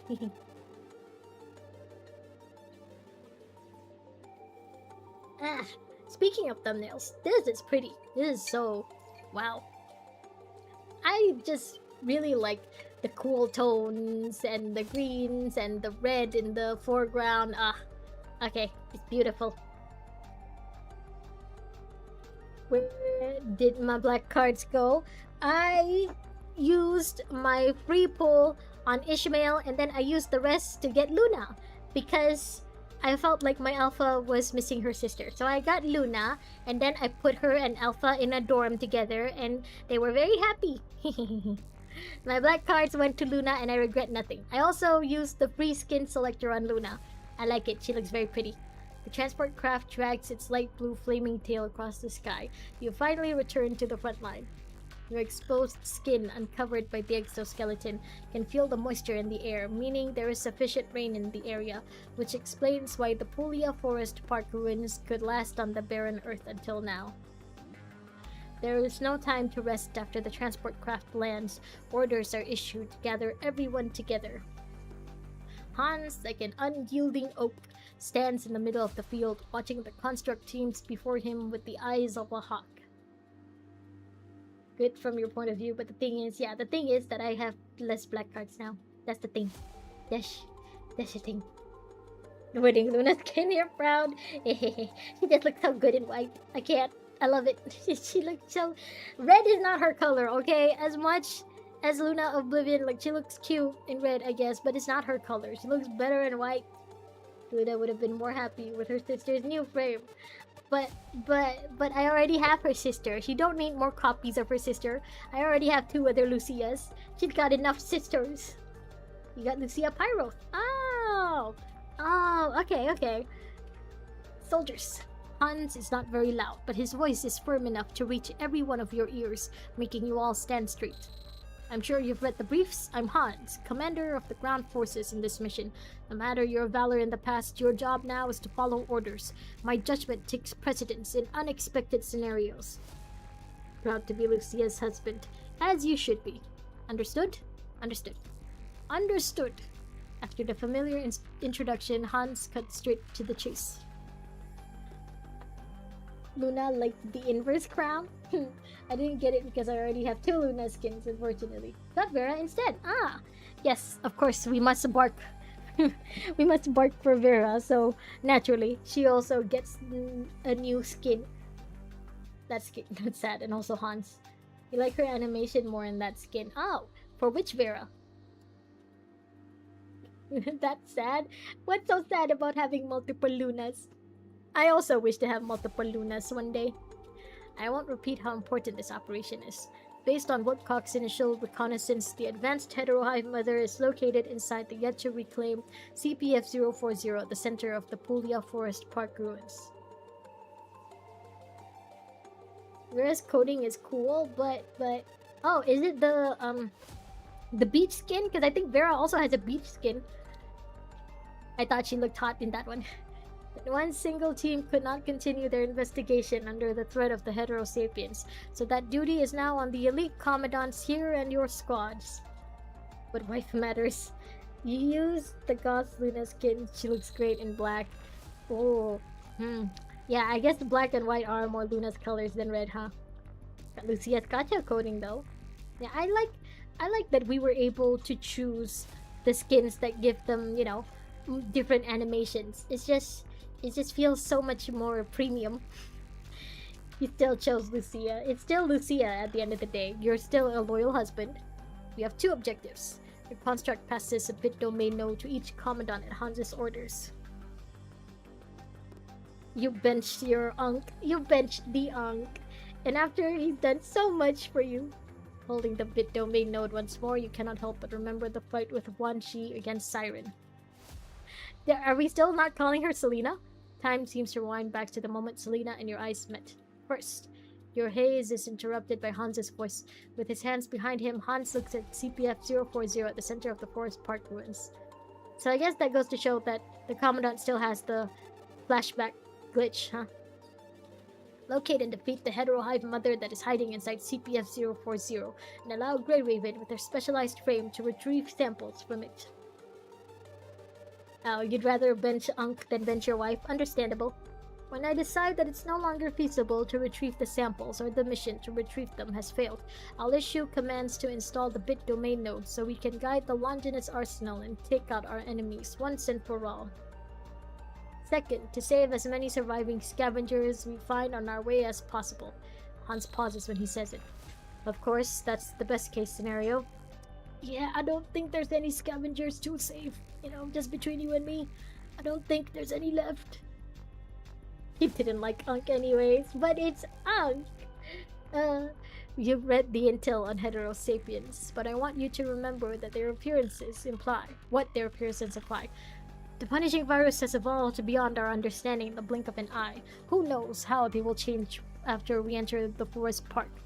What if the Heterosapiens are just like copies of the people who jumped into the red tide, you know? You know how people have been jumping in there willingly or like been tricked into jumping in there by the voices of the people they know? What if this is just, you know, zombies of those people? And it's not the it's not like the punishing virus creating completely new humans like we expect. The punishing virus has evolved beyond our understanding in the blink of an eye. Who knows how they will change after we enter the forest park. Okay, imagine not liking Unk. He makes us pancakes. But it's not garlic bread. Unk can't make garlic bread. When the situation goes beyond our control and neither of our objectives is feasible, we will prioritize installing the nodes in order to guide the Longinus arsenal. If not, Babylonia will carry out broad orbital strikes with the Longinus arsenal on the Forest Park ruins. Everything in the park, whether it's the Heterohive Mother, the Scavengers, or us, will all turn to dust. You're truly an uncle when you make pancakes for your birthday. Who said you can't eat both? The thing is, Unk can't make both because he doesn't have garlic. The Forsaken don't have garlic, unfortunately. Sad life. As soldiers, we can't rely on miracles. Everyone must prepare for the worst case scenario. Yes, sir. All teams start preparing and get to know each other. The mission starts in 10 minutes. I have a feeling that if they do end up using the Longinus arsenal, they're gonna at least wait for the Grey Ravens to get out. Because imagine, they've hailed the Grey Ravens as these big shot heroes, only for them to tell the public, oh no, we accidentally buster called them. Oh no, they're dead. Oh no. I don't think the public would be happy with that. Angry TB Luna PNG. Luna wants garlic bread, she shall have garlic bread. Okay, can't change this either. Before we start, let me drink again.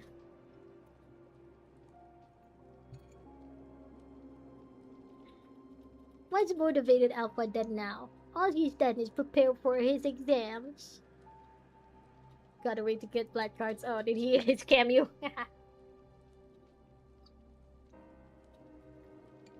It tells you it's illegal. Let me guess. He's suggested putting on ski masks and walking into a bank. Buster Call, like in One Piece. The fuck you mean? Yeah, the Longinus Arsenal is basically a Buster Call, right? They're basically the same thing. Although Hans has given everyone 10 minutes to ready up and get to know one another, the oppressiveness around the camp has made it hard for any of you to begin introducing yourselves. Each of you knows what enemies you will face inside the forest park ruins. A single mistake now in preparing your equipment can mean losing your life to the Heterosapiens later. You want my method? Yeah, just put on a ski mask and walk into a bank. I'm sure nothing will go wrong. Lucia takes Lee. You've ended the grandma down the alley for money. No! Why are you going after grandmas? That grandma could have been me. Lucia takes Lee and Liv to the edge of the forest to scout. You sit on a rock in the distance, checking the weapon in your hand. At that moment, you feel a sense of pressure coming from the side of your neck. Dodge. You dodge back slightly. A combat knife slides across your neck, just missing it. Retaliate. Is it Vanessa? Has she come for revenge? For vengeance? And the lost boy told him to tell you it's illegal. Before you can see the face of your assailant, your body instinctively reacts. One of your hands strike at the wrist that holds the combat knife, disarming him. Your feet sweep across his legs as he stands there shocked, and he falls to the ground. Eh? Oh, is it Simon? Or, maybe Harley Joe? He tries to stand up, but before he can, you grab both of his hands and press him down. I give up. The combat knife's not sharpened. The chief's reaction speed is indeed as fast as Simon said. Oh, not Simon. Heh, Simon said. If you don't get the new character, you punch the newly moved grandma. And then throw something in the ocean. Now, stop attacking grandmas. It could have been me. Wait, that's illegal. Simon? A man's voice rises from underneath you. That's when you notice that he's also wearing the uniform of a Babylonia commandant. Spit. He turns around trying to spit out the mud and grass he accidentally swallowed when he fell to the ground. That's how you finally see his face clearly. He is none other than Harley Joe. Ah, the woodcock commandant you saw in the video footage.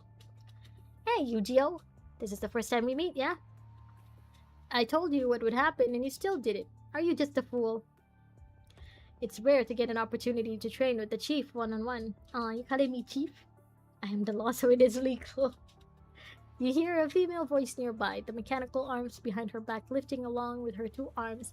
Those arms might be mechanical, but instead of looking rugged, they gracefully perform the give-up gesture like real arms. Ow! Hello? I give up. Can you let the fool go? Hello? I don't know if I'm turned on or not yet. Can't decide yet. I don't know. It's giving Dr. Octopus, but with horns. Let go. As you move away from the man, the woman extends a mechanical arm to grab his uniform and lifts him up. Imagine, Chief. I'm Yatta. Oh, this is Yatta. I think she's a playable character, right? From Scarab. My commander being Valeria. Valeria, that sounds familiar. Have we met Scallop and Valeria before? I forgot. But I've been assigned as a temporary squad member working with Commandant Harley Joe. Harley Joe is the name of this fool. Yatta points at him as she speaks, and Harley Joe grins brightly. Come on, can't you say my name right? I can't. Fool fits you more, weirdo. Fine, nicknames are a sign of trust. I'll consider that you accepting me as your temporary commandant, Yatta. So, why are you here? I can barely breathe with how oppressive the camp feels. If the commander is giving us time, I'm gonna use it. Let me introduce myself properly. I'm Harley Joe, a commandant from your year like Simon. Oh, so they were, batchmates. We all love yet the tomboy energy. I'm the Great Raven Commandant. Yeah, I know. Simon doesn't stop talking about you. Oh, Simon got a crush. Harley Joe wipes off the dirt on him and walks towards you. Yata walks to the side, observing the surroundings alerted. I suppose you must have seen the footage we Woodcock sent back. Most of my team was hurt during that encounter and are all getting treated at the nearest conservation area. Hey, at least, they didn't die. At least, they're being... They're still alive to be treated. What is a tomboy? Harley Joe. Yata is a tomboy. Joe Mama. No. Aren't you worried about them? Why are you back by yourself? I mean, I think the answer to both of these are obvious. Instead of simply worrying by my companion's sides, I'd rather teach the hetero sapiens who hurt them a lesson. Which was why I applied to return here, being only slightly hurt. That's how I'm back in a temporary team with Yata.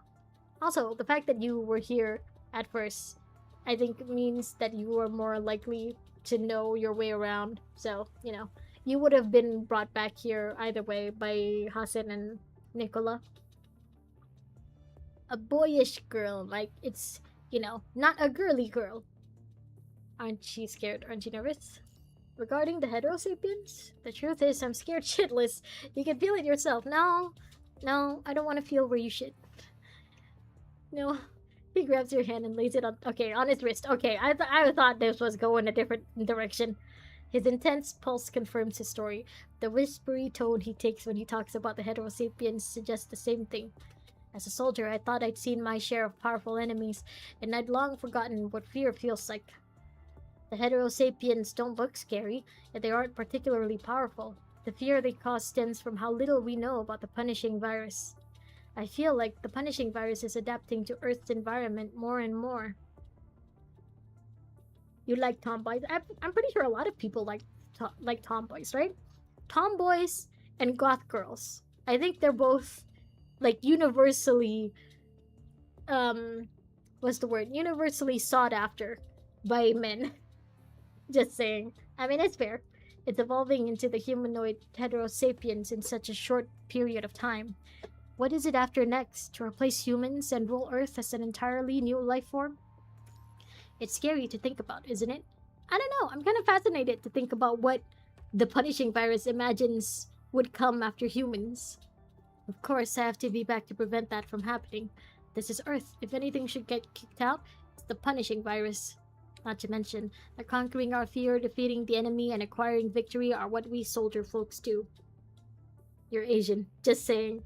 Again, fair enough. No matter your race, I feel like tomboys and goth girls are universally loved. If we don't stand on the front lines, who will? Civilians?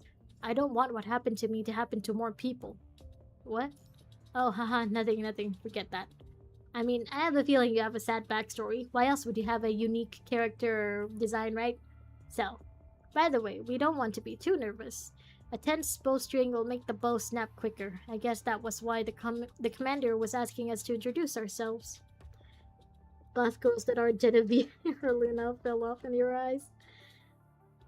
Alright, check out Helentine. Yeah, Helentine's coming soon, right? Alright, Spirit, I know you're gonna be busy after this, so take care. Remember to prioritize your health. Therefore, I deem the vibe in the camp extremely unhealthy. I shall remedy that. You've been looking at her a lot. Hello? Excuse you, stop straying your eyes away from your wife. You don't care for her? Oh, Yata, why are you standing farther and farther away? Both of you are not vigilant enough. You should put some distance between you the first time you meet, not chatting the way you did. I mean, yeah, the first thing he did when meeting me was to swipe at me with a dull knife, so... Where's Simon? Huh? Simon! Throws up. Are you looking for me? Oh, Simon, I also threw up today. You and me, we're the same. We got the same stomach. You can have her. Okay, Lucia's yours. You hear Simon's voice at the mention of him, and you see him leaning on the construct next to him, wiping the corner of his mouth clean with his hand weakly. Harley Joe immediately walks up and holds him steady with the construct when he sees Simon. Okay, next to Harley Joe, Simon seems like a twig. Like, he's basically skin and bones. Simon, are you okay? Gonna be locked in a basement. Oh, like the Great Raven Commandant. 2 whole days without food or water, huh? And without being allowed to sleep. Well, good luck. It's a potential, mommy. I'm still not used to the transport craft. You looked fine when we gathered earlier. Because Hans looked scary. Whoa, repressing your physical discomfort with sheer fear, huh? Commandant, they're other commandants. As he talked, Lucia and the others returned from the edge of the forest, confused at the sight of multiple unfamiliar squads. I'm Harley Joe, and this is my buddy Yata. My good buddy Yata. Don't say that. We're not that close. Just a temporary squad member and her temporary commandant. This is Simon, and this is his teammate. Harley Joe completely ignores Yata's correction and continues to introduce everyone.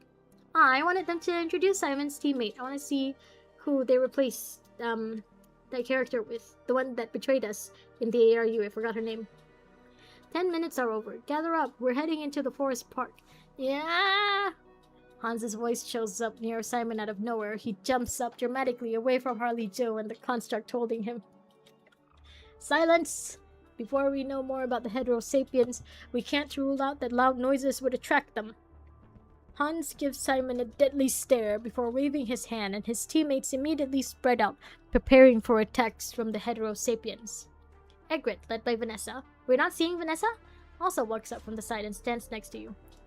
We found anything during preparation? I picked up some plants and, gave them a taste? Why? Analyzing them now. What about the Heterosapiens? Nothing about them. But there is some information about this park we didn't record. Woodcock tried to clear out the plants in our way to quickly approach CPF-040, but the red glowing trees spilled out some strange liquid and raised the punishing virus concentration in the area by 2%. Undamaged plants didn't do anything similar. It might be related to the hetero plants adhering to their surfaces. Okay, so if you take out a plant, the heterovirus will take out you. Got it. Oh, and I named the plants with characteristics of the hetero creatures hetero plants. Smart. Original. Good. Clearing the plants without damaging the red matter is quite difficult. So my educated guess is that mass destruction of hetero plants will result in irreversible damage to the Fulia Forest Park ruins and the surrounding areas. To avoid any unnecessary rise in infection rate, I feel like it's best I report this before we enter the park. Hey, Vanessa! You look beautiful as always. How annoying. I was expecting something more useful. Vanessa groans, no longer looking at Harley Joe. What is this hostility? It's okay, she's like that with everyone. You're not special. What's Egret's progress? We tried the sky, didn't work. Short distance flights across the trees were immediately met with surface-to-air attacks. Isn't this a forest? What surface-to-air weapons are there? That wouldn't be a human defense system. Those had to be attacks from the hetero creatures. That's what it was. They turned themselves into cannons, hovering mid-air, and when they countered us, they launched themselves at extremely high speeds in a suicide attack. Oh, kamikaze punishing bombs. Plants don't have genders. The same joke doesn't work. I mean, technically, you know, you have the stamen and I forgot. I haven't done biology in so long. Have the hetero creatures developed this kind of tactics already? Not a good sign. Not at all, and they were smart. They only attacked targets in the air that approached the giant tree. The closer we were, the more frequent their attacks were. That might be why our transport craft wasn't attacked, having landed at the outskirt. I see. In that case, the less encumbered Harley Joe and Yata will take the flank. Everyone else takes a line formation and watches each other's back. Grey Raven, stay in the middle and reserve your strength. Alert others of incoming attacks from the air. Fire freely when you encounter Heterosapiens. Continue advancing. Don't break formation. Yeah, who are these unidentified twins? I was about to make an Adam and Eve joke, but they're twins. Oh, I missed that. I didn't get to read it! Aww. Take this! Raven Flash! Blue, be my blade! Phew. Particles in the air seem to be coming from the same direction. Okay, there's two colors on the ground. Let me go to the red one. Red one first, I guess.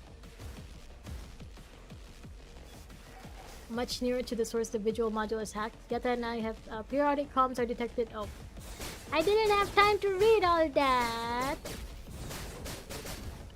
No one can escape my bullets. I shall pave a path. Ha. Still trying to run. Ah. Bad. I shall pave a path. I'll do my best. Now perish. Your orders, please. Now perish. Okay, what's this? Wait, why is there a metal plate here? And let me read. Puya guide this. Ah, give me time to read. I'm a soul reader. Interesting. Oh, did I go the wrong way? Seem to be coming from the same direction. Oh, is it interesting because I went the wrong way? I'm sorry. Okay, let's go. Actually, let's try going away from the red trees. Oh, port constructs to record the entire battle. I'll do your wings, Commandant. Your orders, please. Out of the way. Take this. Your orders, please. Blue, be my blade. Blim! Ah, I wasted that. Okay, now it's blue and yellow. Okay, last time we went to the red. Now let's go to the yellow. They won't let me go to the yellow. Okay, the blue it is.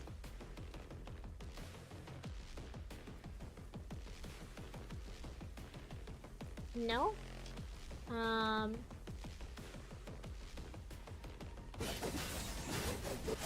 That's not doing anything. Am I supposed to just free-ball it? Oh no, there is a way I was supposed to go. Whoops. If only this were the last, Commandant. Okay. Encountering the heterosapiens in real life is much more intense than seeing them in videos. Their bones are fractured by Ygritte's firepower, their fragments hitting your exoskeleton with a dull thud. Their bodies turn cold as they lie on the ground among their remains, motionless. Check your wounds. We'll continue moving in 2 minutes. You all begin to carry out inspections and repairs as you receive your order. Your head is slowly recovering from the spike of adrenaline, but you can still hear the voices of heterosapiens from all corners of the forest park ruins, warning you not to let your guard down. The cyclic comms interference happens to stop now, and you all receive a transmission at the same time. Attention, all ground forces. Important message from Babylonia. I repeat, attention, all ground forces. Important message from Babylonia. To avoid the comms interference, cutting this message short, we are sending the recorded message to your terminals repeatedly offline. If only this was the last Commandant, huh? I didn't know you hated us. Yeah. No, that's what I heard her say too, but I didn't mention it. It does sound like if only this were the last Commandant. Please download the attachment once you are in safe position. Hans opens the red tide again, the attachment after hearing the message, and the video attached displays the ever familiar red tide. Above the red tide are static, corrupted, frozen in place, scarlet liquid spilling up from the gaps in their bodies. This liquid flows to the ground along their bodies, forming multiple small pools of red tides. Afterward, the red tides devour those corrupted before heterosapiens crawl out from the crimson liquid. The heterosapiens, originally thought to only appear in Pulai Forest Park ruins, are rising from the red tides in the video. See, like I said, you don't know that the heterosapiens are only in the forest. They step away from the tide and attack everything on their way, and their reaction from the ones attacked is all but unfamiliar. This is the red tide. In the footage, the victims' bodies break up after being attacked by the heterosapiens, falling to the ground before dissolving and reforming when the heterosapien strikes, regardless if they're mechanoids or humans. Okay, so I was right. They are made up from people who've fallen in the red tide. Kind of, some of them. You have seen that in City 075 multiple times through the sphere of FOS, the manifestation of being devoured by the red tide. Hassan shows up at the end of the projection, his expression solemn, and explains what's happening everywhere on Earth. They could be under your bed, woo! Joke's on you, I only have a mattress. I live like a college, like a male college student. I basically just have a mattress, my clothes, and I guess my PC and desk. That's it. As you can see, the new hetero sapiens are showing up everywhere around the globe. Hetero creatures, as a product of the punishing virus, are rising from mechanoids that have been infected. They form small-scale red tides everywhere with corrupted activities, breaking down machines and attacking humans, rapidly raising the virus concentration in the area and churning more and more areas into dead zones. Based on our observation, the global punishing virus concentration is rising exponentially. How did that happen? Didn't we clear out all the red tide in a previous mission? Technically, some areas were cleared of the red tide. We never understood how the red tide appeared. We only knew that it would show up near a powerful hetero creature, which was why Babylonia could tackle the red tide problem by taking down the polyphage and siren. The red tides now are different from the city one in City 075. They appear within the corrupted and spread with the help of hetero sapiens. They move faster, hit harder, and mobilize more freely. It's a new threat to humanity. Oh my god, I can't read. Babylonia is actively preparing a response for it. All task force members, remember your duties as a soldier. Hold your position, protect the civilians, and wait for our notice. May humanity endure. Unlike the red tide projections in the past, the red tides now come with more threatening physical forms, taking over lands where humans live relentlessly. This is a warning to humanity, telling us not to let our guard down because of momentary victories. I cannot read! Humanity has been reclaiming lands, rescuing people, and re-establishing bases. Meanwhile, the punishing virus has also been growing, testing humanity with fiercer forms every time. And I swear to God, your fault and your flags. Okay, I think it's about time I stop the stream. I can't read properly anymore. And the stuff I'm reading isn't like, isn't computing in my head. The enemy won't stop to exist, just to evolve. That's why we can't stop as well. Like the president said, our duties come first. What we should do now is hold our positions and complete our missions. Have we finished analyzing the data we got from actual combat? Several constructs, including Liv, step forward and present their analysis to the group after hearing Hans's orders. It's done. We've synced the data to everyone's terminal. The construct named Eleanor speaks first. Her soft tone slightly calms the tension around you while pulling everyone's focus on them. Some of our discoveries might help with the situation out there. Alright, time to end this. I feel like I can't read no more. So we're ending it at note 7. Okay, so there's 15 in total. Yeah, I guess we're somewhere around the half point. Okay, most likely I can finish this chapter by tomorrow. And then by Wednesday, we're gonna do HSR 4.4. Alright, that's all for tonight, folks. I guess this is where I leave off. So, Rojack, Spirit, and Mike, and well, actually, Spirit, if you're still there, thank you again for joining me tonight. Kashiki and Styx as well, if you're still there. Thank you. Dyer, you too. Thank you so much for joining me tonight. I hope you guys take good care of yourselves. I hope that you guys have a good rest of your night. Have a good rest of your day. It's okay, Wesley. It's okay. It's alright. I'm gonna be streaming throughout the week, including the weekends. That means you have 12 days of streams after this, so hopefully you guys don't get tired of me. Alright, so yeah, I'll just see you guys again tomorrow then. Thank you again for joining me, Wesley, even if it was at the very end. Rojack, Kashiki, Mike, thank you again, everyone. Take good care for now. Have a good rest of your day. Have a good night's sleep. Take care, everyone. Bye-bye. See you. Thank you again for joining me. Bye-bye. Bye, kids. See you.